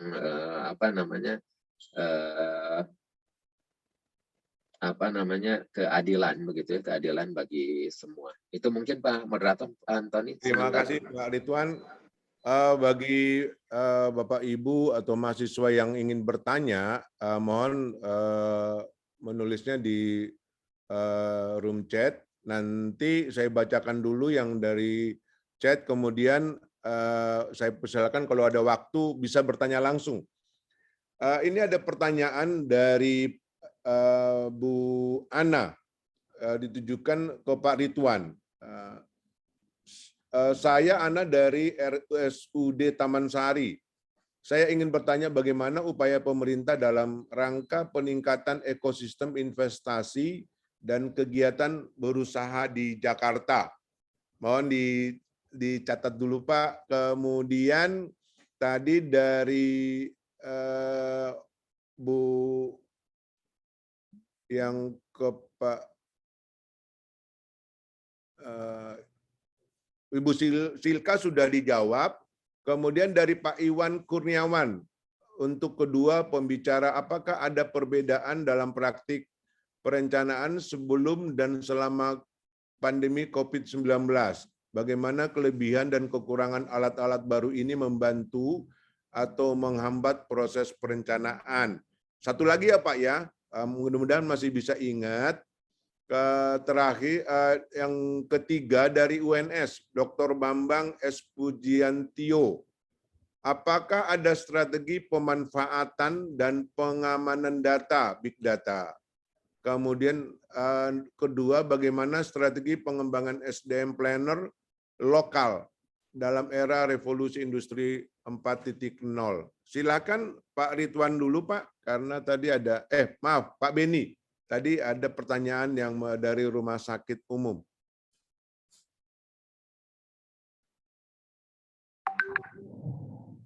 Ya, pertama izin harus dipermudah ya, itu CK udah pasti ya, kita lagi menuju ke sana.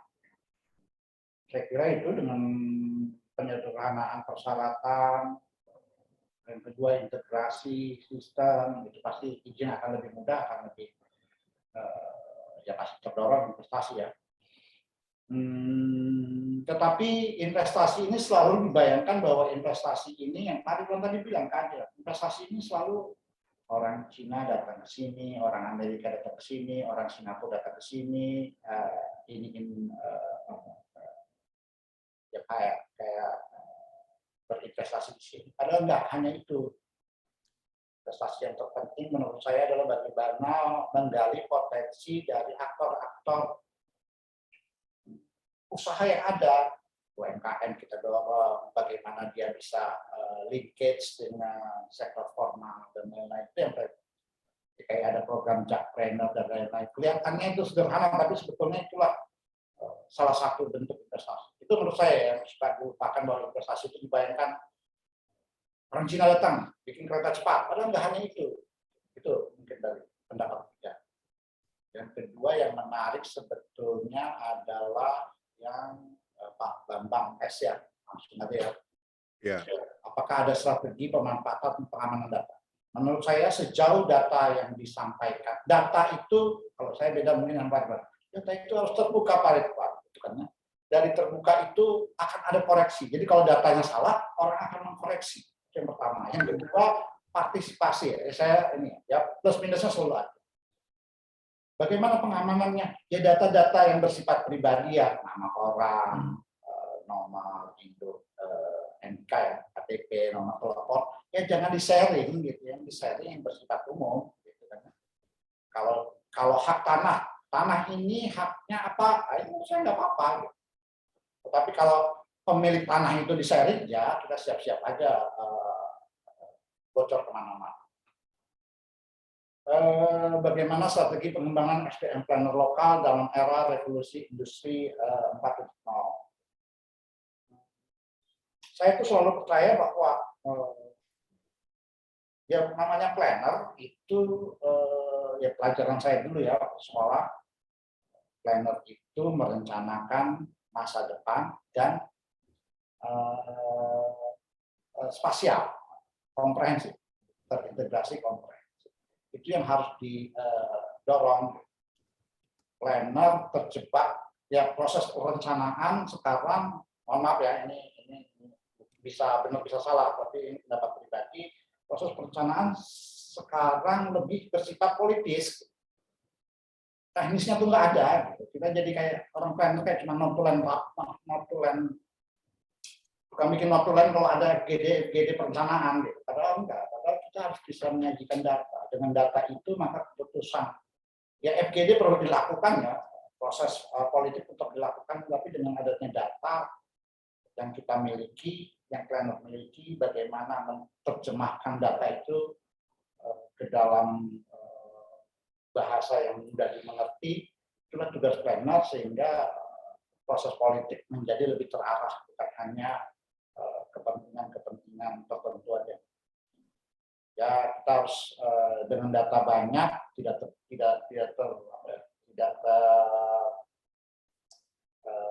lebih mudah bagi kita. Kalau dulu harus survei harus apa, data dari mana-mana. Dan data itu bukan hanya yang disediakan pemerintah. Ada namanya unstructured data di WhatsApp, di Facebook dan lain-lain juga bisa kita. Karena harus belajar teknologi ya. Kalau enggak ya susah juga. Kalau enggak ya kita terjebak jadi tukang FGD aja seminar. Bukan berarti seminar nggak bagus, seminar bagus. Tapi seminar tanpa data itu yang bahaya.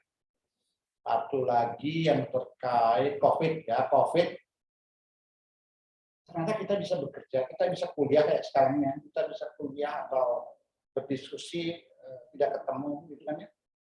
Kota akan berubah, perkantoran di Jakarta udah turun ya. Ini demand-nya orang bisa kerja dimanapun seperti kita lakukan sekarang. Ini pasti merubah berbagai metode perencanaan tradisional. Itu mungkin dari saya. Baik, terima kasih Pak Beni. Pak Ridwan. Terima kasih Pak Antoni. Mohon izin saya akan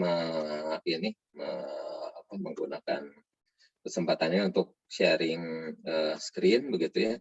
Ini tadi ada yang sudah ketemu gambarnya. Ini sebetulnya buku ini Smart City waktu itu dengan atas kebaikan Pak Kumarajaya itu saya launching bukunya di UI Pak. Oh. Smart City yang pertama tahun 2015. Nah, di bab 4-nya itu tadi ada yang jawaban terhadap etika itu tadi begitu ya. Penjabarannya. Etika untuk perencanaan kota begitu ya. Ini penjabarannya, terus kemudian ada profesional etik yang berhubungan dengan knowledge, ada etik yang berhubungan dengan institusinya. Makanya mungkin tadi ya Pak Beni saya juga termasuk yang setuju data terbuka. Tapi yang tadi sampaikan data clustering itu hasil riset untuk konteks Bandung Raya tahun 2011 yang lalu. Nah, 27 Februari 2021 atas bantuan Mas Sofi dan Pak Henrikus Andi juga begitu ya, ada webinar dengan Iclei dan terus kemudian kita kami membuat secara diam-diam membuat polling begitu ya yang menunjukkan bahwa memang diperlukan data lain yang unstructured begitu ya sebagai pendamping dari data yang sifatnya formal sehingga data formal itu bisa diperkaya ataupun dikritik seperti yang Pak Beni tadi sampaikan gitu ya. Ini untuk jawaban yang berhubungan dengan tadi etika tersebut. Ini mohon izin Pak Moderator, saya akan ke berikutnya yang berhubungan dengan di masa pandemi akan bagaimana. Ini kebetulan waktu fakultas kami mengadakan webinar yang pertama kali di era pandemi, begitu ya. Saya menyampaikan ini dan ini pun udah dicoba polling, cuma nggak ketemu ini filenya, mungkin nanti pada kesempatan yang lain bahwa apa yang berbeda begitu ya. Nah ini ada jadi si website ini mungkin bisa di screenshot saja begitu ya. Ini melakukan polling terhadap para pakar begitu ya, pakar di bidangnya city branding, pakar mitigasi kebencanaan begitu ya. Dihasilkanlah 12 komponen ini begitu ya. Kota-kota dapat menjadi lebih besar dan padat begitu ya. Wali kota akan lebih siap begitu ya. Terus kemudian jika pandemik hilang maka ada struktur baru dalam pekerjaan begitu ya. Krisis dapat membawa kepada pengaturan ulang yang diikuti pengembangan kreativitas. Ini pun sama di buku setelah ini yang terakhir, buku Kota Transit. Ada juga yang diadaptasi dari salah satu institusi di Inggris terkait dengan circular city pasca pandemi akan seperti bagaimana begitu ya. Kota akan mereformulasi perencanaannya menjadi lebih tangguh setelah pandemi, antisipasi protokol kesehatan yang menjadi bagian koreksi atas layanan begitu ya, layanan umum begitu ya. Nanti bakal ada dari sekian dari 100% kapasitas mungkin akan hanya sekian persen saja yang bisa dimanfaatkan untuk mengantisipasi sisi pandemi ini begitu ya. Itu mungkin ini saya secara cepat saja begitu. Terus kemudian tadi ada yang berhubungan dengan ini satu lagi nih yang berhubungan dengan kesiapan ya Pak Antoni ya, Pak Moderator, mohon maaf. Ya. Dan siapan kebetulan di buku ini, di buku 10 Langkah Mencerdaskan Kota, ini terdiri dari 10 komponen juga. Tadi yang berhubungan dengan hal yang disampaikan oleh Pak Beni, ini mungkin Pak Beni bisa menggunakan buku ini juga. Datanya harus seperti bagaimana. Nah, itu bagian dari memahami kebutuhan ini. Memahami kebutuhan itu di dalamnya ada 5 layer. Termasuk layer yang pertama itu kan inginnya kan data tersedia dan langsung bisa dimanfaatkan, padahal data itu harus sure, autoritatif dan akurat gitu ya.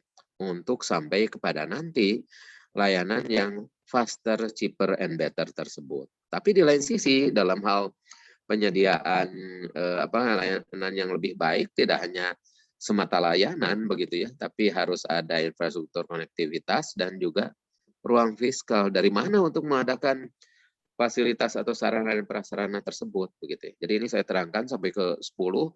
Nah, tadi ada pertanyaan yang berhubungan dengan hal ke-10, bagaimana di era industri 4.0 itu. Nah, itu ada di layer ke-10-nya sebetulnya. Ada inner layer-nya begitu ya, layer pertama dari layer ke-10 dan ada outer layer-nya. Inner layer itu yang berhubungan dengan update awareness dari self competencies itu begitu ya, dari apa yang harus dilakukan oleh diri sendiri begitu ya. Ada 10 komponen dan bagaimana setelah menguasai 10 komponen tersebut ya harus bisa mengkontribusikan 10 komponen juga bagi lingkungan sekitarnya, misalnya open to anybody begitu ya, terus kemudian habitable environment dan seterusnya begitu. Jadi ada mungkin bisa dibaca di sini. Harapan saya mungkin ke depan ini buku ini bisa dialgoritmakan dan bisa membuat semacam ranking sesuai dengan kebutuhan begitu ya, bukan untuk branding rankingnya, tapi untuk yang tadi Pak Benny sampaikan begitu ya, untuk evaluasi layanan pemerintah yang lebih baik begitu. Kenapa demikian? Karena sebetulnya sekarang tidak terlepas dari persoalan perkotaan 5 tahun ke depan, yaitu identitas kota begitu ya. Di mana tantangannya, mohon bantuan mungkin Pak Benny dan Ibu Bapak di sini kalau ada yang memiliki ide, ingin membuat semacam sebetulnya karakteristik kota yang ideal itu seperti bagaimana begitu ya. DNA-nya begitu ya. Kota yang tampan dan cantik itu seperti bagaimana begitu. Bukan hanya tampilannya, tapi ketika dilihat performance-nya begitu ya, kinerjanya baik pula begitu. Jadi bukan hanya kecantikannya saja, tapi ketika ditanya macam-macam begitu ya kalau orang gitu ya. Tapi kalau kota ini berhubungan dengan output dan outcomes begitu. Itu mungkin Pak Moderator, mohon maaf ini saya mengambil waktu lebih banyak. Terima kasih Pak. Sepertinya kita masih punya waktu 15 menit ya, panitia. Kita untuk diskusi masih bisa 15 menit? Bisa Pak, mungkin untuk 1-2 pertanyaan Pak. Oke, ini khusus untuk mahasiswa, silakan. Ini gaweannya mahasiswa, harus mahasiswa yang aktif. Apakah saya tunjuk? Atau ini, Wahyu, siapa yang mewakili mahasiswa?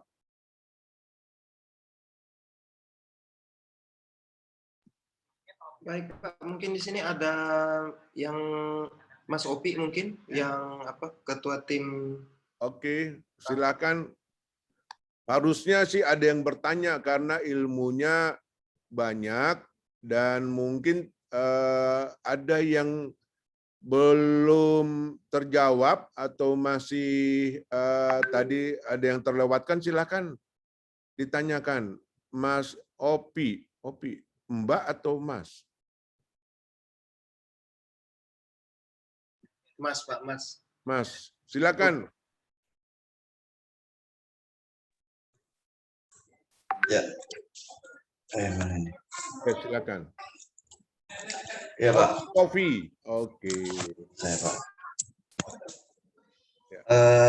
Ini Pak, teman-teman tuh sebetulnya ini Pak, pengen belajar bahwa kan kita belajar di kelas tuh kan teori-teori ini ya Pak ya, yang udah ada gitu ya. Nah, sementara kan sekarang perubahan kota-kota, perubahan disrupsi banyak gitu ya, itu kan banyak gitu. Nah, kontekstualitas teori-teori yang di kelas ini gitu ya, untuk menjawab persoalan sekarang itu seperti apa gitu. Nah, dengan adanya digital planning tools ini kan sebetulnya pada dasarnya belum terlalu masuk ke dalam ranah teori di kampus gitu kira-kira. Nah, mungkin bagi kami apa yang perlu kami pelajari gitu ya, pesan-pesan lah dari Pak Benny maupun Pak Ridwan untuk kita perdalam di kelas masing-masing dalam diskusi-diskusi kita gitu. Terima kasih Pak. Terima kasih Sofi, waduh luar biasa. Jadi saya tambahkan di arsitektur itu ada studio 4 dan 5 saya yang ikut, dan memang kita tidak ditugaskan merancang yang misalnya merancang kota, rumah sakit, atau sekolah, atau museum, tidak. Yang kita ditugaskan adalah merancang kegiatan apa yang diperlukan. Jadi mereka harus menggali kegiatan yang diperlukan oleh kota. Di PA5 itu kota, skala kota. Jadi apa yang diperlukan oleh Jakarta. Nah, kebetulan semester ini lokasinya adalah di Toba, Perapat Toba, Samosir, dan satu lagi di Labuan Bajo. Nah, kita bicara kota Jakarta dulu lah, jangan nggak usah jauh-jauh ke Labuan Bajo, Jakarta. Nah, apa sih yang dibutuhkan oleh Jakarta? Aktivitas, karena kan planning itu untuk kepentingan umum. Jadi, apakah bisa kita mulai merencanakan, merancang dengan mencari kegiatannya? Karena investor datang biasanya membawa proposal, saya mau bangun mall, saya mau bangun perkantoran, saya mau bangun apartemen. Apakah DKI dalam hal ini, atau mungkin Pak Ridwan sebagai ilmuwan, sebagai akademisi, misalnya dapat mengusulkan, ya nanti kalau datang bawa proposal, jangan dong membangun ini, tapi apa kebutuhan Jakarta sebenarnya, real, khususnya di masa pandemi dan pasca pandemi. Kalau pandemi lewat ya, pasca pandemi. Itu saya lanjutkan pertanyaan Sofi. Silakan Pak Ridwan dulu atau Pak Beni dulu? Saya dulu Pak Ridwan boleh? Boleh Pak. Intinya ya, simpel. Jadi kota itu kalau menurut saya tetap ada yang formal dan informal. Dualisme kota di kelihatan kan ya? Oke, kota itu ada formal dan informal, ada dualisme kota. Itu pelajaran dari dulu kita ya. Kayak Pak Antoni, Pak Ridwan ya. Jadi harus selesaiin kalau kita ya, kalau dari sudut dari sosial ya. Harus kita selesaikan agar perencanaan lebih berkeadilan. Caranya bagaimana? Ya di linkage. Bagaimana melingkir sektor-sektor informal, UMKM, orang-orang di kampung dengan sektor formal yang di mall dan lain-lain. Itu konkret menurut saya. Itulah yang harus diselesaikan. Dan itulah bagian dari investasi gitu ya. Jadi investasi jangan dibayangkan orang bangun mall, tapi bagaimana mall ini bisa juga ikut menampung warga di sekitarnya, sehingga perkembangan investasi dari mall ini juga ikut menumbuhkan ekonomi warga sekitarnya. Itu menurut saya, kalau itu tidak segera diselesaikan, ya kota ini akan terus timpang dan lain-lain dan tidak baik. Yang kedua ya dari sudut lingkungan ya, lingkungan Jakarta semakin lama semakin padat, tapi bukan hanya Jakarta, ya Bodetabek juga padat gitu kan ya. Kerusakan ini yang merusak Jakarta apa sekitar Jakarta itu juga bagaimana ini siasatnya tetap berkembang, tapi juga daya tampung kotanya bisa terjaga.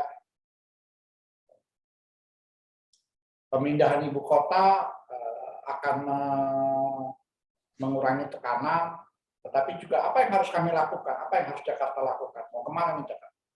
Dan menurut saya isu yang terpenting dengan adanya Undang-Undang Cipta Kerja sekarang inilah bagaimana pembangunan itu atau investasi yang akan dilakukan di kota-kota, bukan hanya di Jakarta, itu lebih berkeadilan. Kita juga nggak ingin kayak negara-negara sosialis atau apa ya, tapi bagaimana linkage orang bangun mall, orang bangun apartemen, yang untung tuh di sekitarnya, bukan hanya ini. Nah, bagaimana secara perencanaan ya? Kita sediakan, kita bantu kalau teman-teman dari UI ingin bereksperimen ya. Jadi tadi pertanyaan tools apa? Ya teman-teman lah yang ngembangin. Kami siap kok kerjasama. Teman-teman mau bikin tools seperti apa? Pada prinsipnya Pemda DKI Jakarta, menurut saya Pak Anies juga akan terbuka kepada teman-teman di PWK UI jika ingin mengembangkan sesuatu. Apa sih yang dikembangin? Ya kita siap menampung, ya terbuka Pak ya, Pak Bu Opa ya, kalau memang ada teman-teman mau eksperimen, saya mau ngembangin teorinya Pak Ridwan di Jakarta, silakan, saya terbuka. Jadi kebutuhan terbuka, kita bantu, kita fasilitasi, dan itu menjadi karya bersama Pemda DKI dan mungkin juga PWK UI. Itu Bu, teman-teman, ini karya bersama. Kalau ada data yang berhasil kita kumpulkan jadi data bersama, itulah kolaborasi. Semua akan jadi lebih murah gitu, kalau itu dilakukan. Jadi ya, marilah kita kolaborasi, itulah pesan saya. Gitu. Marilah kita kolaborasi Pemda DKI dengan PWK UI, eksperimen. Kalau ya kayak gini ya, ada kerjaan kecil, penugasan, kita siap. Karena mungkin memang UI di Jakarta ya, selain juga di Depok. Gitu. Itu mungkin, jadi kalau pesan saya tadi ada pertanyaan terakhir ya, marilah kita kolaborasi, Pemda DKI terbuka, marilah kita kembangkan tools digital bersama, dan seterusnya. Itu demikian. Baik, terima kasih Pak Beni. Pak Ridwan, Gojek, Grab, Shopee, sekarang di Bandung saya lihat Shopee udah banyak sekali, Shopee Food kalau nggak salah. Nah, mereka itu kan karyawannya atau pekerjanya puluhan ribu, tetapi kantornya kecil. Bagaimana itu Pak Ridwan? Ya, itu merupakan, kalau saya menjawab yang itu begitu ya. Itu tadi di tayangan yang saya presentasi untuk kontingen workers itu sebetulnya penjabaran dari struktur baru dari kontingen workers itu. Jadi banyak sekarang tercipta lapangan-lapangan usaha di mana kegiatan tersebut si orang ini memiliki hubungan yang lemah terhadap lokasi tempat kerja begitu ya. Bisa mereka home base atau lain-lain base-nya berfokus kepada aliran begitu ya. Pergeseran dari place kepada flow begitu. Nah, itu mungkin yang terjadi. Nah, mungkin kalau boleh saya lanjutkan untuk merespons yang ini juga Pak, tadi dari Pak Beni begitu ya, dan tantangan bagi teman-teman di UI misalnya, ini yang sedang kami lakukan begitu ya. Saya buat smart city sendiri begitu ya, 8 layer kota cerdas. Ini dari dua sisi begitu ya, satu sisi big data dan kedua dari sisi formal, data yang sudah biasa disediakan oleh kantor statistik begitu ya. Tujuannya apa? Data yang unstructured tadi begitu ya, untuk 8 layers itu misalnya jadi Pak Beni kebetulan memantau studio kami juga begitu ya, karena tahun depan insya Allah ya Pak Beni ya di DKI nih diuji cobakan, ingin melihat begitu ya. Kalau pimpinannya si A atau pimpinan yang lain-lain, apakah persoalannya sama begitu ya? Terus kemudian apakah ada persoalan yang sifatnya tidak ganti-ganti siapapun kepala daerahnya begitu ya? Nah, sementara misalnya RPJM-nya ada begitu ya, RPJP-nya ada, matra ruang dari RPJM yang berupa RT RW pun ada begitu ya. Nah, bagaimana itu bisa dilaksanakan? Nah, saya dengan senang hati nanti bisa di-share mungkin ke Ibu Ova juga terkait dengan 8 layer smart city ini. Mungkin kalau Mas Sofi ini pernah diuji cobakan juga untuk IKN untuk perspektif dari milenialnya begitu ya, dengan Pak Henrikus Andi Simarmata begitu ya. Nah, terus kemudian ada yang tadi menggarisbawahi ini di buku saya yang Perencanaan Kota Abad 21, bagaimana pentingnya hubungan antara private sector yang tadi pemerintah, terus kemudian ada menciptakan civil society begitu, mohon maaf ini habis baterai, Terus kemudian kalau nuansanya SDGs begitu ya. Tapi bila yang lain begitu, ini sebetulnya yang tadi ditanya berhubungan dengan etik juga ada begitu ya. Demikian. Terus kemudian ada satu lagi pertanyaan Mas Sofi tadi. Nah, ini seperti materi yang saya sampaikan ke Bapeda Provinsi Jawa Barat terkait dengan ketika mengadopsi satu teori yang biasanya dari asing, itu yang disinggung tadi oleh para penulis tadi, Wildavsky dan kawan-kawan begitu ya, bahwa if planning is everything then it's nothing begitu, maybe it's nothing, itu karena impor aja satu konsep begitu ya, tapi belum tentu si konsep itu sesuai dengan kebutuhan yang mendesak dari wilayah yang kita rencanakan. Jadi alangkah pentingnya mungkin membuat semacam, aduh maaf ini ngeheng, saya stop dulu sharingnya, nanti balik lagi sebentar. Semoga bisa hidup kembali. Aduh, tidak bisa. Nah, ini di sini bagaimana cara menentukan prioritasnya mungkin ya. Prioritasnya ada beberapa pendekatan, mungkin nanti bisa saya share pula bila berminat begitu ya. Tapi ini mohon maaf, ini kayaknya gara-gara tadi kehabisan baterai itu tiba-tiba sebelum acara berlangsung waktu briefing jadi bermasalah. Itu mungkin Pak Moderator sementara kalau dari saya. Baik Pak, terima kasih. Panitia sudah mengingatkan saya, waktu sudah habis. Saya kembalikan.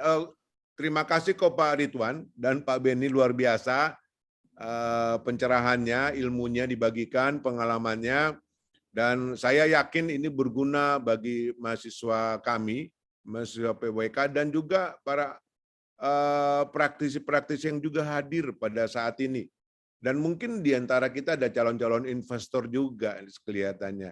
Jadi sekali lagi terima kasih Pak Ridwan dan juga Pak Beni. Kapan-kapan mungkin kami masih ingin belajar lagi Pak. Jadi kalau nanti kami kontak, mohon kesediaannya. Dan untuk Pak Beni dan Pak Ridwan, kita berikan tepuk tangan di rumah masing-masing. Iya, terima kasih juga buat Bapak Ibu yang bertanya dan juga mahasiswa dan juga Bu Ova. Untuk selanjutnya, saya kembalikan ke panitia. Siapa nih panitianya nih? Baik Pak Antoni, saya ambil alih untuk acaranya. Terima kasih untuk para pembicara-pembicara kami yang luar biasa pagi hari ini dengan Bapak Moderator, Bapak Antoni. Sebelum mengakhiri acara webinar ini, mungkin kita bisa ambil foto bersama bersama para pembicara. Mungkin bisa dibantu oleh tim teknis. Harap kameranya bisa dinyalakan Bapak Ibu sekalian. Di sini kami ada, sebentar, ada berapa slide? Sebentar. Di sini kami punya 4 slide Bapak Ibu sekalian. Dalam hitungan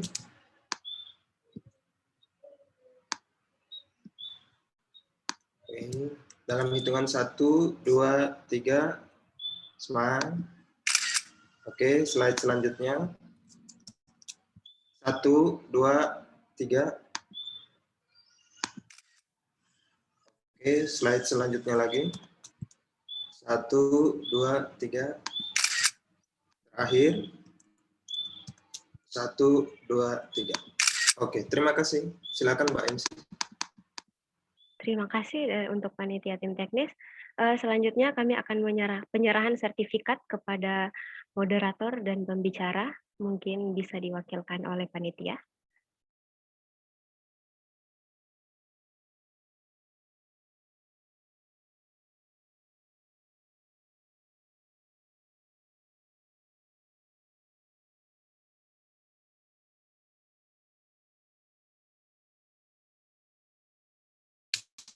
Sudah siapkan sertifikat untuk pembicara, mungkin diwakilkan saja sama salah satu ya.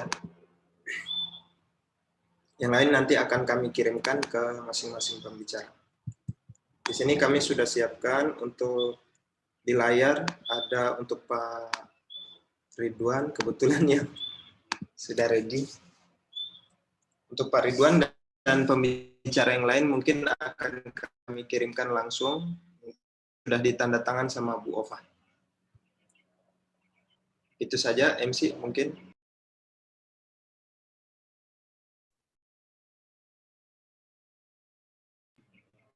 Silakan Mbak MC, acara selanjutnya. Oh iya, terima kasih untuk tim teknis Mas Wahyu. Acara selanjutnya ada pembacaan resume, Mbak Kartika. Oh iya, bisa ditampilkan mungkin tim teknis pembacaan resume.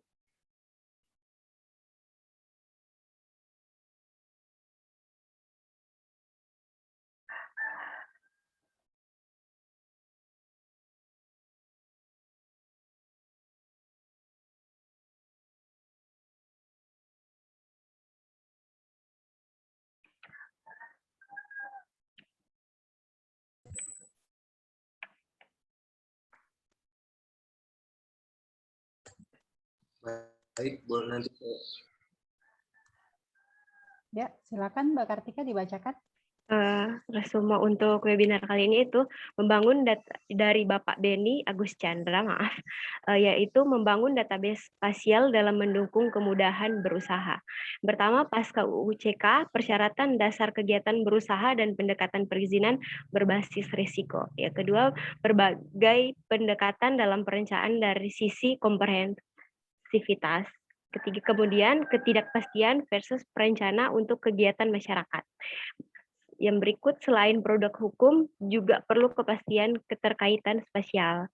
Perlu database yang kuat, spasial dan non-spasial untuk memperkuat analisa keterkaitan spasial. Yang terakhir, database spasial Jakarta 1 merupakan inisiasi Pemprov DKI mengintegrasikan data dalam satu portal yang dapat mendukung kesempatan rencana dan transparansi proses perizinan menuju kebermanfaatan. Oke. Resume yang kedua. Resume kedua dari Bapak Ridwan Sutriyadi, yaitu potensi dan hambatan penggunaan teknologi digital dalam perencanaan, yaitu digital planning tools berhubungan dengan pola pikir rencana. Planning berorientasi pada outcome versus public interest. Kemudian direction for planning, yaitu kerangka kerja atau period plus kontribusi berdasar fokus hasil. Overview digital planning tools yang kemudian digital dilema memperbaiki eksekusi. 6, konsep smart city, definisi dan faktor eksternal. Kemudian operasionalisasi konsep smart city, yaitu 10 langkah mencerdaskan kota. Dan yang terakhir, Dorel planning. What we've learned dari webinar pagi ini ya, planning hadir untuk mengurangi unsur ketidakpastian. Yang kedua, planning berorientasi pada kepentingan publik. Yang ketiga, digital planning tool berperan memperbaiki eksekusi, dasar perencanaan, pengambilan keputusan, dan pelayanan publik. Dan yang terakhir yang dapat kita peroleh dari webinar pagi ini, yaitu upaya perbaikan kualitas data dan perbaikan sistem harus terus dikorelasikan dengan tingkat kebermanfaatan. Sekian dari kami, itu resumenya. Baik, mungkin saya akan tutup dengan pantun kali ya. Makan manggis, jangan dibuang kulitnya. Semangka merah, manis rasanya. Mohon maaf atas salah-salah kata. Semoga kita dapat berjumpa lagi di lain waktu dan kesempatan. Terima kasih untuk pembicara dan moderator kami yang hebat pagi hari ini. Alhamdulillah, terima kasih semuanya. Terima kasih Mbak Kartika. Pak Antoni, Pak Ridwan, Bapak Ibu, makasih. Ya, Pak Beni, Pak Ridwan, Pak Antoni, terima kasih banyak. Sampai ketemu lagi semuanya. Terima kasih banyak participants yang masih bertahan sampai di akhir acara. Terima kasih banyak semuanya. Salam sehat selalu ya. Assalamualaikum warahmatullahi wabarakatuh. Selamat pagi semuanya. Selamat beraktivitas. Mohon izin. Ya, terima kasih Pak Antoni ya. Ya, mari. Pak Ridwan, sampai ketemu di lain kesempatan, Pak Ridwan. Ayo. Mangga, Pak Ridwan juga. Siap. Sultan dari ini, dari AP.